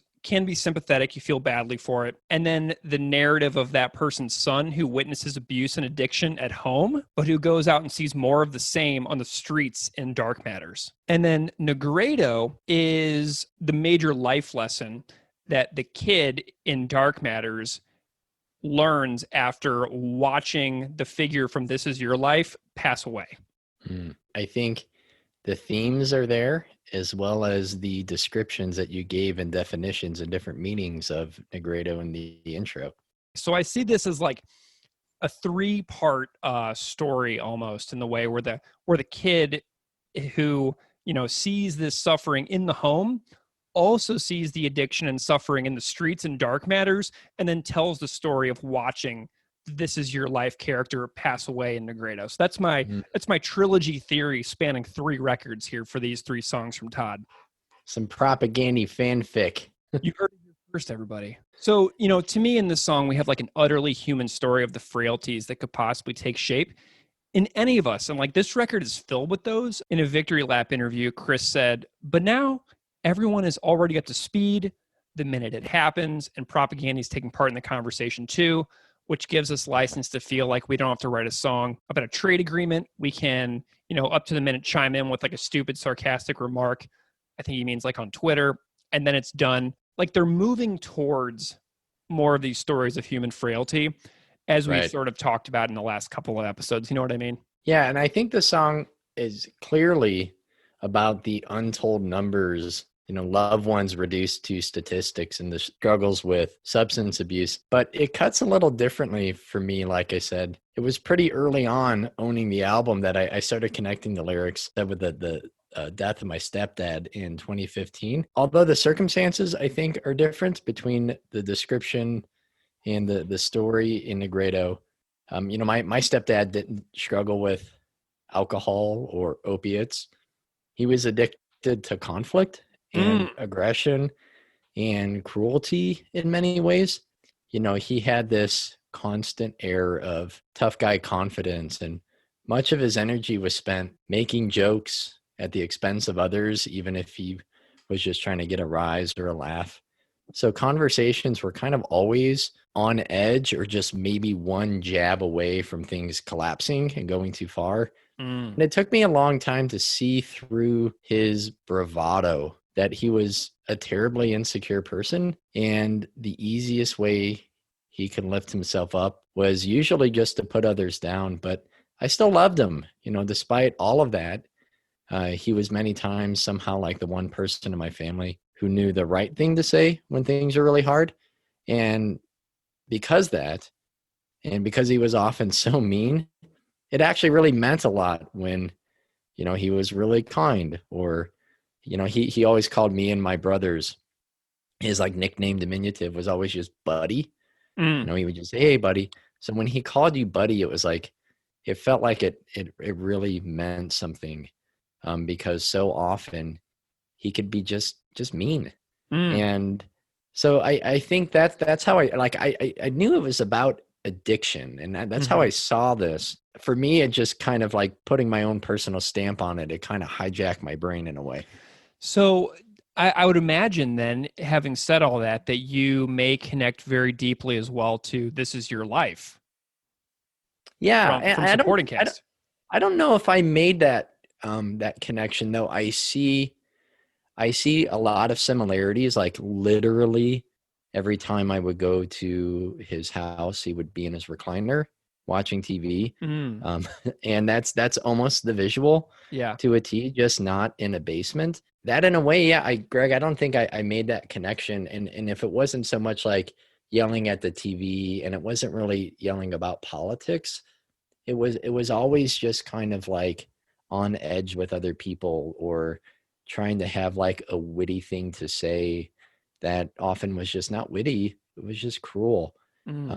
So there definitely is a similarity now, again, because I have that visual in my head now. Yeah, there's a lot there, man. And I'm not gonna, pick away at you on that, because that's such a powerfully personal story that you've shared, and I appreciate that. And it's really interesting to me that you and I came at this song so differently, and I think that just speaks to the power of these songs, And whenever we talked to Todd and Kent, there were a few comments in there where they alluded to similar challenges as well in their lives, and it's amazing the amount of pain that people walk around with, unprocessed, unprocessable pain in many ways. Like, I think about that character on the front of the Failed States LP with the head on fire, right? And I imagine that being visible pain, like I mentioned whenever I talked about that Kevin Brockmeyer book, The Illumination. Yeah. This song to me carries on in that storytelling vein of digging into the darkest elements of what it means to be a person, and just how hard it is to go through an entire lifetime of, the inevitable lows that all of us will face. And so getting to the song itself, I get the impression, like I did a lot of poking around in reviews of Victory Lap today, and Nigredo seems completely overlooked in album reviews from 2017. And I only found one review so far that refers directly to Nigredo. It was on a review on Sputnik Music, and it called the song a melancholic breather. And I really liked that phrasing, but it just got me wondering why reviewers were overlooking this song. It's so vivid. Yeah. It connects to the life experiences of flawed humanity that every person will inevitably face. And to me, this song is such a relatable song, especially if you've had like the life experiences being described of watching someone go under into a swirl of addictive behavior that they aren't able to escape. So that was just something that I noticed, is that it didn't provoke a lot of reaction in album reviewers at the time. And I just have to wonder why. Yeah, that's kind of crazy because, I mean, obviously my attention and interest was peaked before it arrived in the mail. But I'm guessing regardless, this would have already been anyway a personal favorite. And, there are so many, complex still social issues, even if they remain humane and personal and related to individuals throughout the album. I think this one is, like you said, so clearly personal that different dots can be connected. I mean, again, if it's a song about addiction, I still, way I equate it with someone who was constantly maybe on edge or punchy or jokey or aggressive, which is not really there in the lyrics, but for me it is. And, I think part of it that stands out for me is like the contrasting images of my stepdad, Johnny, from my childhood of, this person I thought could beat up anybody. This person who was like, you don't mess with and you don't tell him no. Then kind of just, seeing reduced to nothing. And I think to understand him, he had this crazy habit of making up like lies to see if people would believe him or maybe to make his life seem more interesting. I don't know. It's sort of like a weird Midwest version of the movie Big Fish, but without the catharsis. Like, he said that he put the dent in Jesse the Body Ventura's chin that my great grandfather designed the door to the 57 Chevy, and that Johnny went to high school and was friends with Nitro from the American Gladiators. So he had this habit of just constantly like making up like something that's almost believable because it's so specific. Yeah, so that's how I see him. And then for everything to kind of come to a stop was just jarring. He got sick in 2015. He had a boil and he refused to go to the doctor for weeks. And at a certain point, he was barely able to stand. He was mostly incoherent. My mom and my younger brother were able to tell that he was finally asking to go to the doctor. And the boil had started to poison his bloodstream. His organs began shutting down. So in the first few days in the hospital, he was in a coma, and he eventually came to. The first couple times we visited, he was not conscious. Later on, barely conscious, and then other times, he was awake and he was complaining about the nurses, telling me which ones were cute and which doctors were funny and would laugh at his jokes. And eventually he was moved out of the ICU a few weeks later to kind of a less restrictive or intense wing for physical therapy. And about a month into his stay, my mom called me one night around midnight, and I was staying up late because the night before I went to a show in Chicago. And as soon as I heard her voice, I knew that he had died, and the doctors had found that he had vomited and he coded, and they were unable to bring him back. And I think some of that visualization is what really connects me to this song. So I guess we'll maybe get into some of the specific lyrics here. Yeah. Well, my gosh. You must have been reading my mind, because I was going to ask you if you were willing to share how that progressed, but that is wild to see the recovery and then the sudden death. I mean, that must have been completely shocking, because when you're in the coma early on, you would think that, oh yeah, this could be the end. But then to see him come out of it and get better and like going back to cracking jokes and stuff like that, but then to die so suddenly a month later, I mean, that's like super intense experience to go through. I can't say exactly, but I almost think that made it harder for my mom, giving sort of false hope. And she had had expectations. A routine. Yeah, right. Expectations, but also routine in which, she worked in the hospital system where he was. So, she would visit every day, and, she would, go and just sit and talk, and we'd take food and, kind of check in, and to where she kind of confidently was like, well, she no longer was staying overnight. Yeah. And then by that time was like, okay, well, I'm going to go home for the night. And when she went home for the night, she got home and got the call that she had to get to the hospital as soon as possible. But by then it was too late. Jeez, man. Like, that's shock. Well, let's get into some of the lines in this song. So I think about the first line here. We've got, our lives lead to nowhere. We're counting time, then grasping for each other as we're crushed beneath the tide. The image of two people grasping for each other is extremely heavy. But, make no mistake about it, like, being a human being is so hard. And the idea of like our lives leading to nowhere is like just this hopeless image that we're just going through each passing year, and we're all going to be dust sooner rather than later.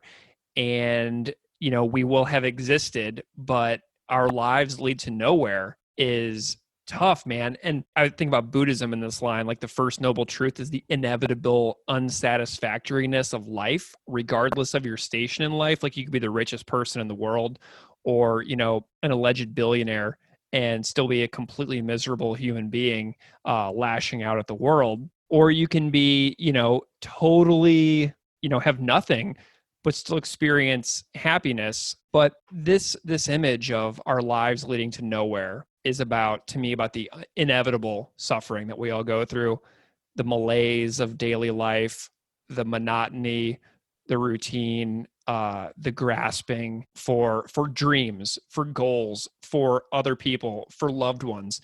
And, that's what this first line evokes in me.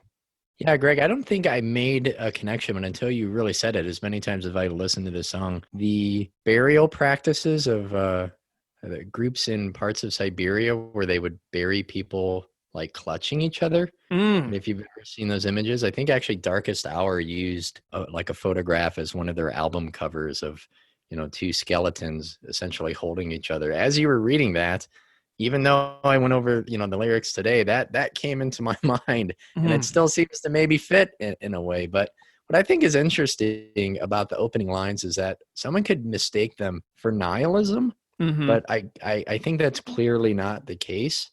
That many of us, don't know why we're here, but our relationships with each other definitely mean something for all of their faults and flaws, like I said. Yeah.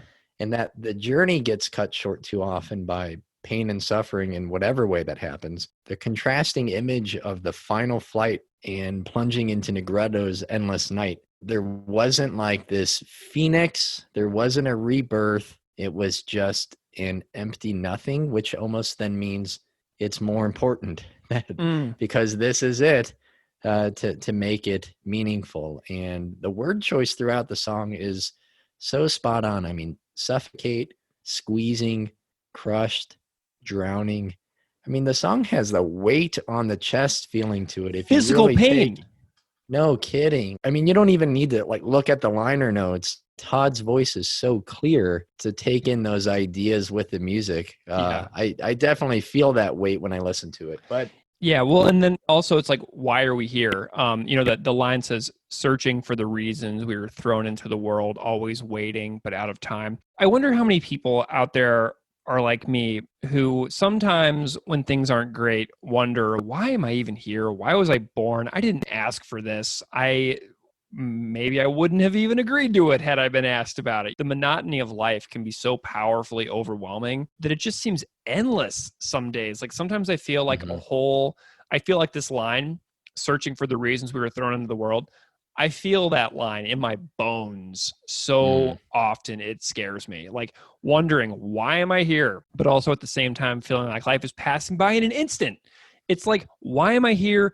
/ why is my life going by so quickly? Like, it's really hard to reconcile why I feel that way, wondering why I'm here, sometimes not wanting to be here, but also wondering why it's going by so quickly. And it is a head trip of epic proportions, man. Like when I think about those conflicting ideas of being like, why was I born versus why is it halfway over? Yeah, and I think our lives can't be replaced. And then that line, this is what we have, like it or not. This life that we have now is it. Yeah. And I didn't do much research for this, but I did have this flash of a Carl Sagan quote come to my mind in thinking about that line that you were just talking about, Greg. And Carl Sagan said, I would love to believe that when I die, I will live again, that some thinking, feeling, remembering part of me will continue. But as much as I want to believe that, and despite the ancient and worldwide cultural traditions that assert an afterlife, I know of nothing to suggest that it is more than wishful thinking. I want to grow really old with my wife, Annie, whom I dearly love. I want to see my younger children grow up and to play a role in their character and intellectual development. I want to meet still unconceived grandchildren. There are scientific problems whose outcomes I long to witness, such as the exploration of many of the worlds in our solar system and the search for life elsewhere. I want to learn how major trends in human history, both hopeful and worrisome, work themselves out. The dangers and promise of our technology, the emancipation of women, interstellar flight. If there were life after death, I might, no matter when I die, satisfy most of these deep curiosities and longing. But if death is nothing more than an endless, dreamless sleep, this is a forlorn hope. Maybe this perspective has given me a little extra motivation to stay alive. The world is so exquisite, with so much love and moral depth, that there is no reason to deceive ourselves with pretty stories for which there's little good evidence. Far better, it seems to me, in our vulnerability, is to look death in the eye and to be grateful every day for the brief but magnificent opportunity that life provides. Oh, that just totally inspired me in so many ways. I go into this like with like a despair quote, and then you hit me with that. And so that was like the perfect counterbalance to my initiation in that moment of like complete despair, and you had to hit me with that. A lyric after that: I wish that you believe that just as you hit the brink of total despair, you'd find your way. Not only connecting that back to your definition of Nigredo, this really makes me wonder if my stepdad thought he was going to make it out of the hospital. He didn't want to go to the hospital in the first place. Since he seemed to be like bending the curve there, I have these awful thoughts of him alone in the hospital room when he died, not knowing exactly what actually happened. And then on top of that, processing the guilt of going to see Napalm Death the day before he died when I could have gone to see him. That's sort of like, did I use that time well? Even in the time that I'm given. And I know you think you found some certainty, but we always learn the hard way. And kind of related to that quote, to me, the lyrics here seem to say that person they're addressing has found some confidence in maybe life after death, that Todd seems to be saying you'll learn soon enough that maybe not.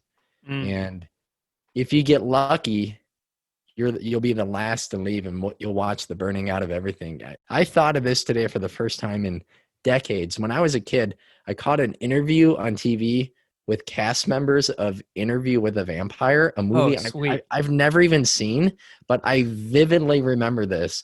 And the interviewer asked one of the actors, I don't remember who it was, if they could live forever, would they? If it was Tom Cruise or Brad Pitt or whoever, they said no, because they'd see everyone they love die. And that thought had never crossed my mind, despite being stomach achingly scared of death, lying awake in bed and wishing for something like immortality. Those phases coming and going throughout various points of my life, like probably most recently later on in college. That thought there, I think, kind of sums that up. If you make it, everything else is gone, right? And some stories end and nothing more. A quiet aching we endure. And this one, Greg, hits me hard because there was no grand lesson from my stepdad dying. There was no catharsis. My mom didn't gain any insight from his death. She wasn't made a stronger person, more resilient. There was no lesson, right? She was left alone and broken with family and friends, convening in the wake of her loss, but then returning to their lives in the weeks after, as we're apt to do, already moving on while the spot in bed next to her remained empty. And I remember my mom and my younger brother, my stepdad's son, deciding what to do with the ashes, and so take the ashes and I'm heading out. And while we're sitting in the funeral home, deciding what to do, the type of urn, pendants that could hold ashes in them, like jewelry or necklaces, tattoos that you can get, I had already checked out. I had no interest. I was already like, he's gone. And that's not him. And that's that. Mm-hmm. And in those weeks where he was hospitalized, it feels like it connects to like another line in the song where it's like, have you ever seen someone wasting away? And like Right. You mentioned that you went to see Napalm Death in those weeks where this was occurring. And I've had a similar experience because I've mentioned in an earlier episode, I was like at Bonnaroo when my grandma died. Yeah. And she'd been, declining with dementia for many years. And so it was not completely unexpected, but it's like, you don't think that something like that's going to happen when you're like at Bonnaroo, and then you're there. And like, I would probably have forgotten I even went to Bonnaroo by now, had that not like put like a pin in that event in my memory, just like that Napalm Death has put a pin in your memory. That's such a unique feeling of being like, well, I used this time for that, but I could have done this. And that's something I now have to live with because I can't change it. It took me a while to work through it, and I don't guilt myself or blame myself or, beat myself up over it. At first, it was just, I really took that frustration and anger and uncertainty and fear out of myself, thinking that maybe if that would have fixed something, which of course it wouldn't have. Yeah, in that lyric, have you ever seen someone wasting away first by choice, then after it's too late, they want to come Mm. back to life, but they're drowning in a sea so endless. You see them come up for air, then go under forever. And like when your stepdad was like recovering, he's like coming up Hmm. for air, and Right. then that go under forever occurs. And I mean, that's like spot on. But like, back in the first part of this episode, I talked about the two parts of the Jungian notion of Nigredo, and this line hits both of those elements of Nigredo, the analytical psychology concept, because at first it's not visible to the person struggling. So it says, have you ever seen someone wasting away? So that's the outside observer in step one of analytical Nigredo psychology, observing the other person suffering. And the second part hits where it's totally obvious to the person struggling with it. And then they decide, oh my gosh, I don't want to be addicted to XYZ. But by the time they get to that point, it may be too late. I once knew a friend who I watched slip away in this manner as well, somebody who was my age. And I'll never forget growing up with people, this person in general being one of them, who would hit being a certain age, like 12 or 13, and then would get drawn into a certain way of life. Like, for example, becoming a smoker, Hmm. and how such a small and seemingly insignificant moment of time and place unfolded in front of me with some of my peers, where that set them down a path of one thing leads to the next, leads to the next. It's like started smoking, and then started smoking pot and smoking cigarettes, and then started drinking a lot, like vodkas and stuff like that on top of the cigarettes and the pot. And then it's like, okay, well, I heard this person did LSD last weekend.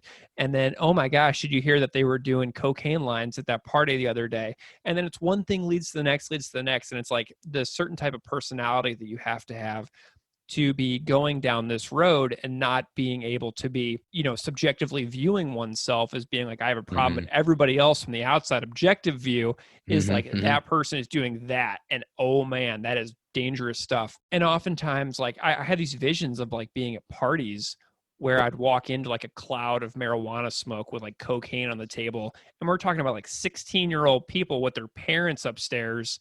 And like the Hmm. parent upstairs is like drunk and passed out in a recliner. And like there's this group of like 10 people in the basement. And I lost a friend that way at a very young age. And this got me thinking about the path of substances and addiction, and how we go down these paths and everybody's in the first step of Nigredo of, I don't have a problem, I don't have a problem. And then everybody else is like, that person has a problem. And then that Hmm. person may or may not get out of it in time in that second step where they're like, holy smokes, I'm in over my head. And then before you know it, it's too late. And I got thinking about substance abuse, and I found out that in 2020, in a study, 21 million Americans had an addiction issue. And from 99 to 2017, 700,000 Americans died from a drug overdose. And in 2017, 34.2 million Americans got arrested for driving under the influence.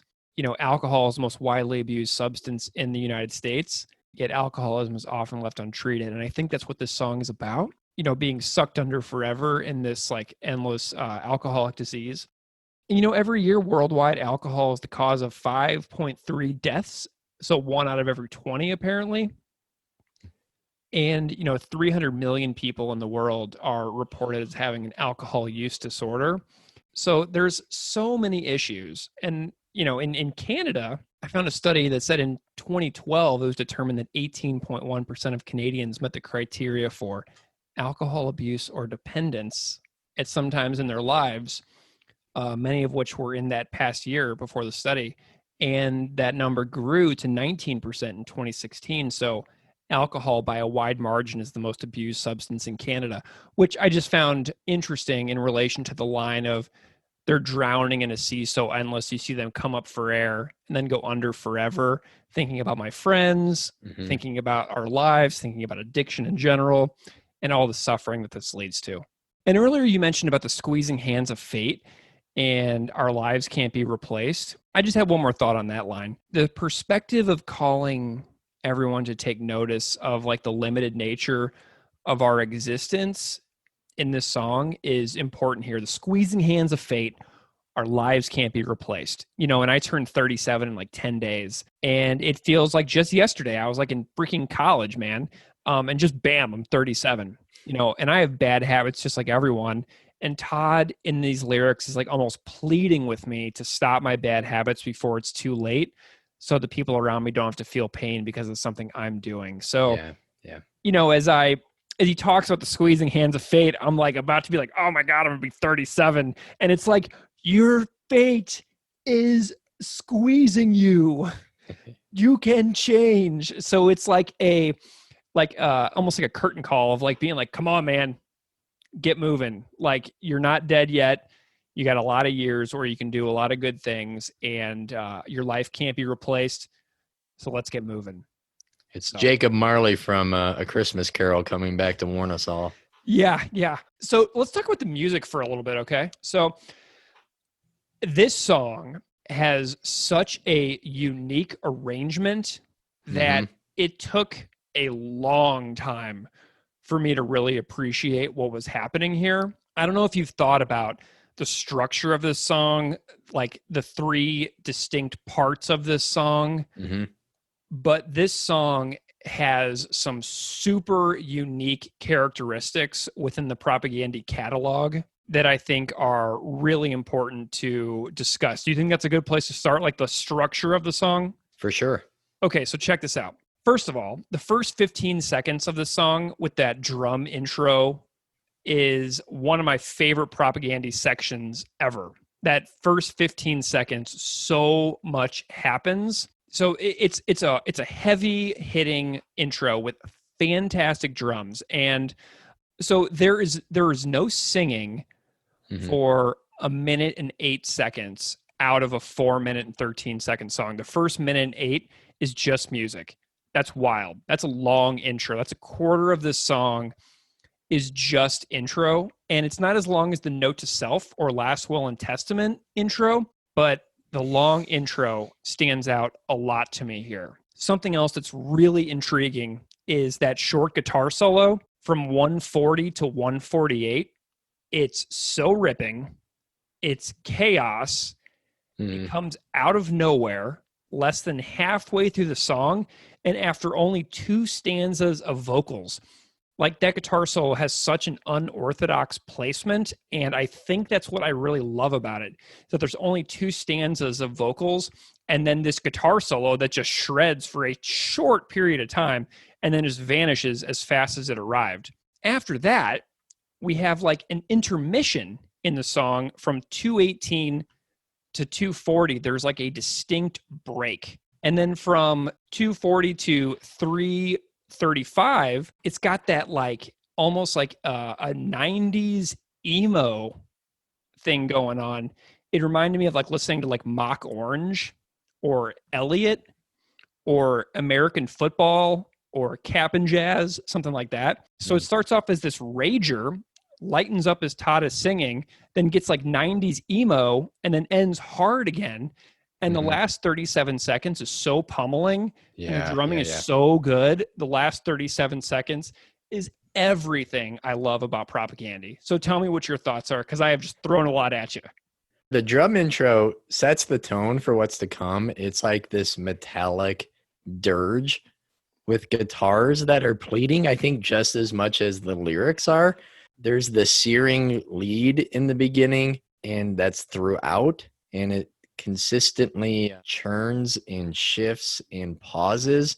Yeah, you're right. That solo, there is no clue or hint that a solo is coming, and it's incredibly unique. It's melodic, it's shreddy, but it's still really somber, especially with like those final piercing bends, those notes that seem to just kind of howl. And the break, I think, where under Todd singing, I know you think you found some certainty, that part might be the closest thing the band has written since Cut Into the Earth. It's like almost kind of jazzy. And what I was noticed earlier listening on YouTube and jumping around, it's amazing how many tempo shifts there are throughout the song. I mean, just pull it up on YouTube, listen for a few seconds, skip ahead a minute again, do that a few times, and how different it is, right? It really picks up speed at the end, like you said, at pummeling, but it's still heavy, it's still emotive, it's still pleading, and it all fits together incredibly well, and I have no idea how they do it. Yeah, it's really unbelievable. It doesn't make sense that this song works, but it does.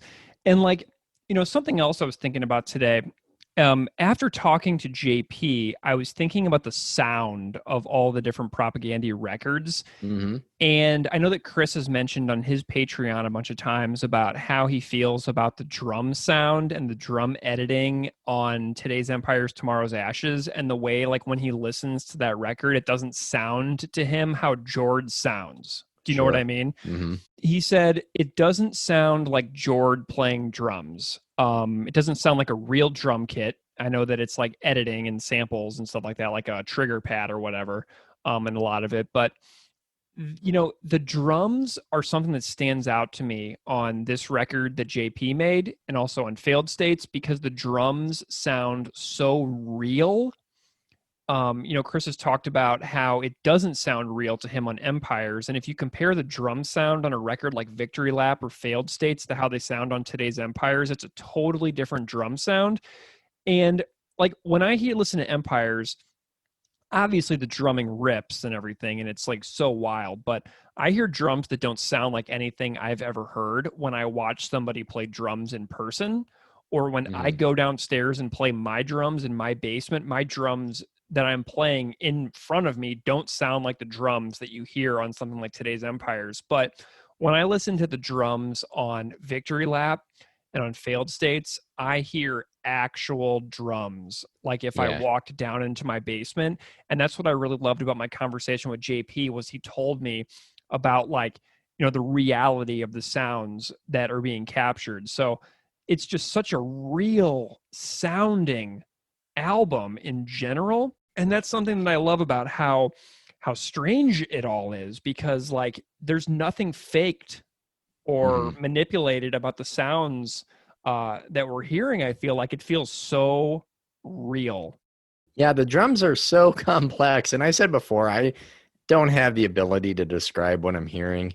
Given that Jord doesn't really like doing drum cams, I found a video of a 12-year-old covering Nigredo. Oh, I watched it.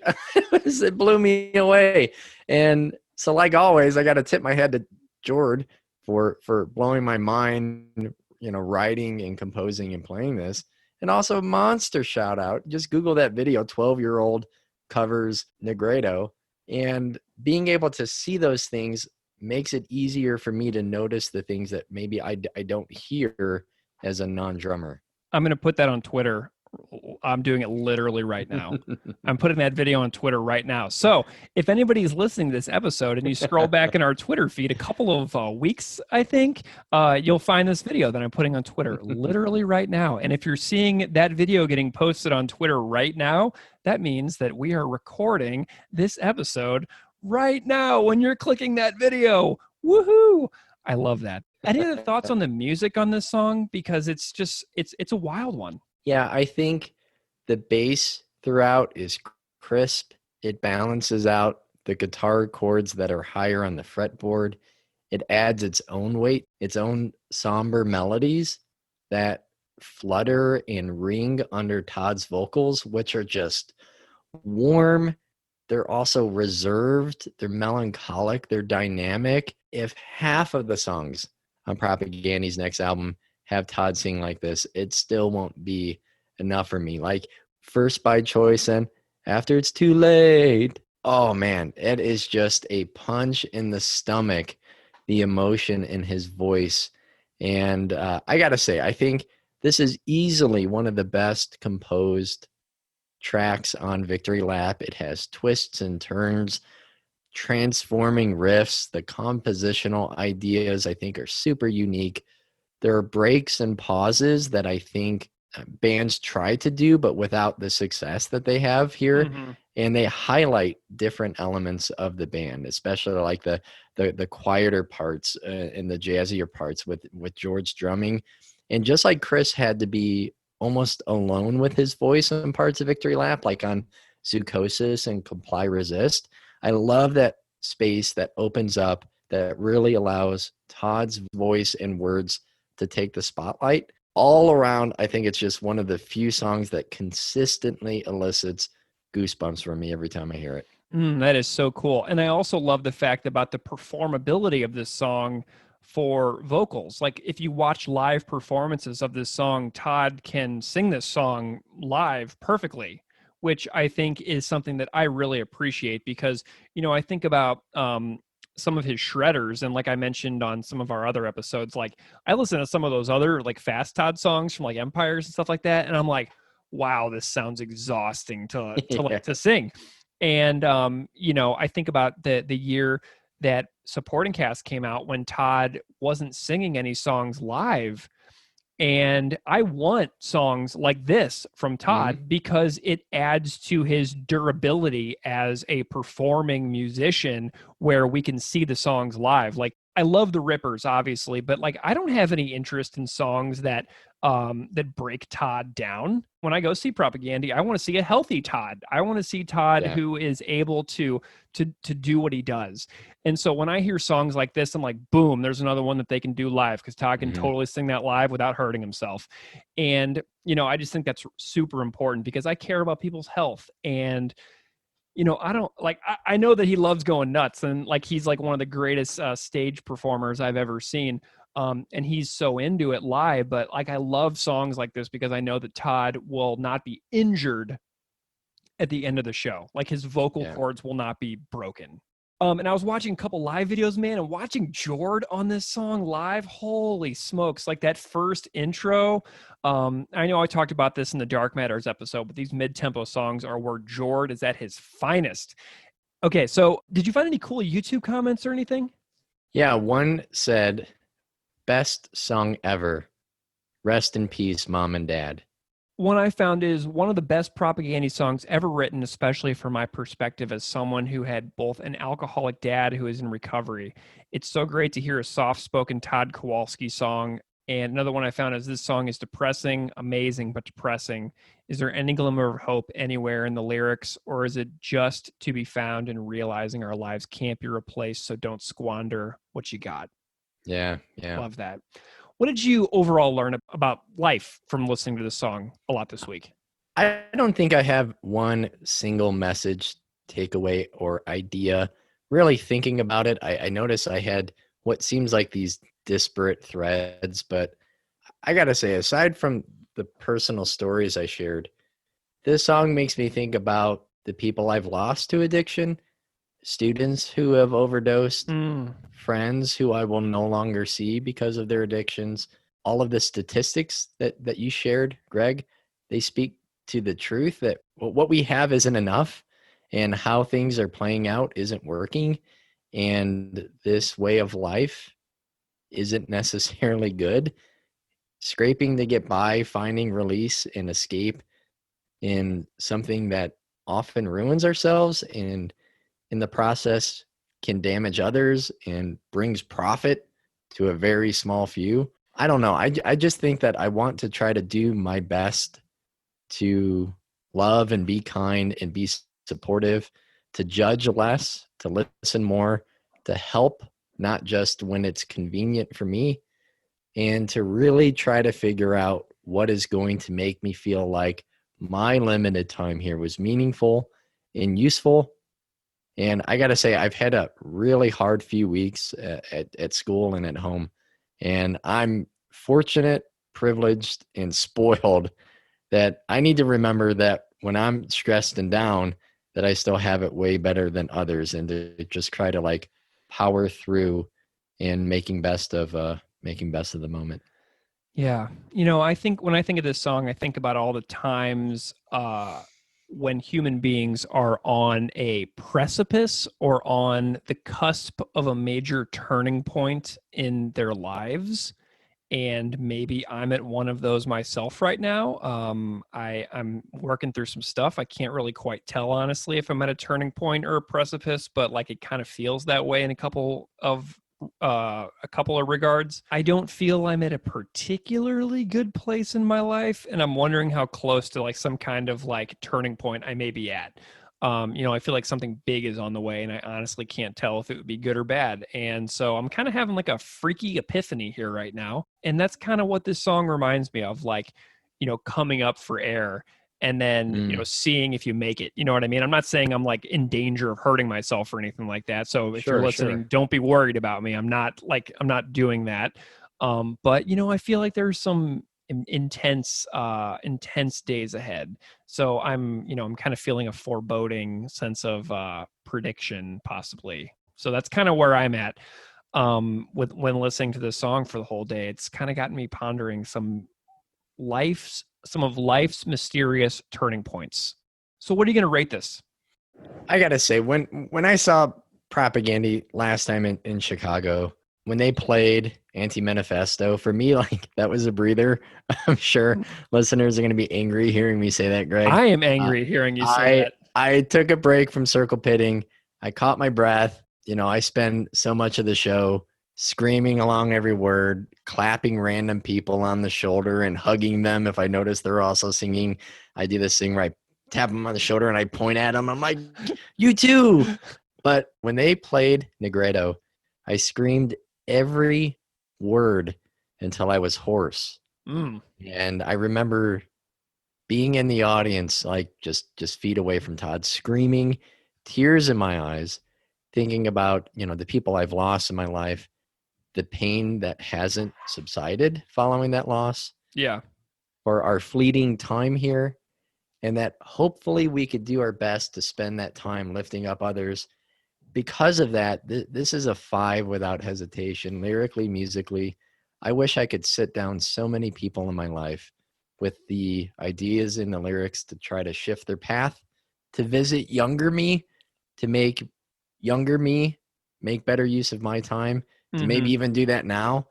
And I'm just thankful to have Todd reminding us to do that as well.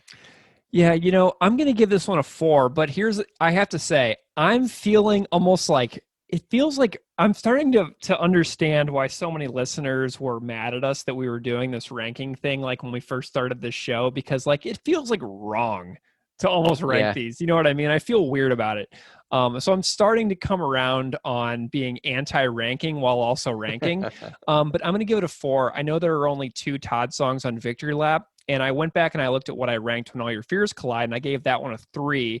And I like Nigredo a tad more than Fears because of the wicked and weirdly plays solo, the very unique structure, the heavy, soft, heavy sequence of the song, and the fact that I see this one as part of the trilogy of songs across 3 records. This Is Your Life, Dark Matters, and Nigredo. Of those 3 songs, I like Dark Matters the most. And remember, in that episode, I gave that one an energetic 5. But I also made a Spotify playlist of This Is Your Life, Dark Matters, and Nigredo.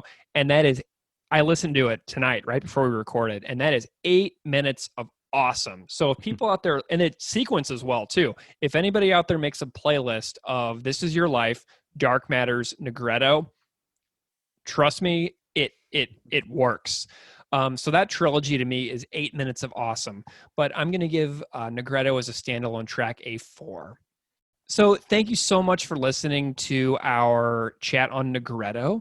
Thanks again to JP Peters from Private Ear Recording in Winnipeg, who has recorded Failed States and Victory Lap. Thanks again to JP for coming on the show and being so generous with your time.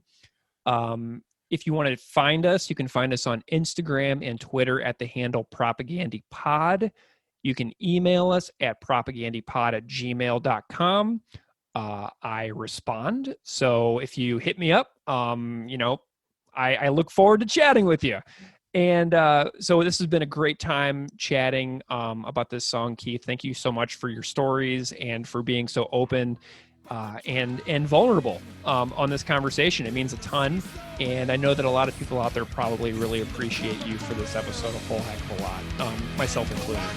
So we will see you next time.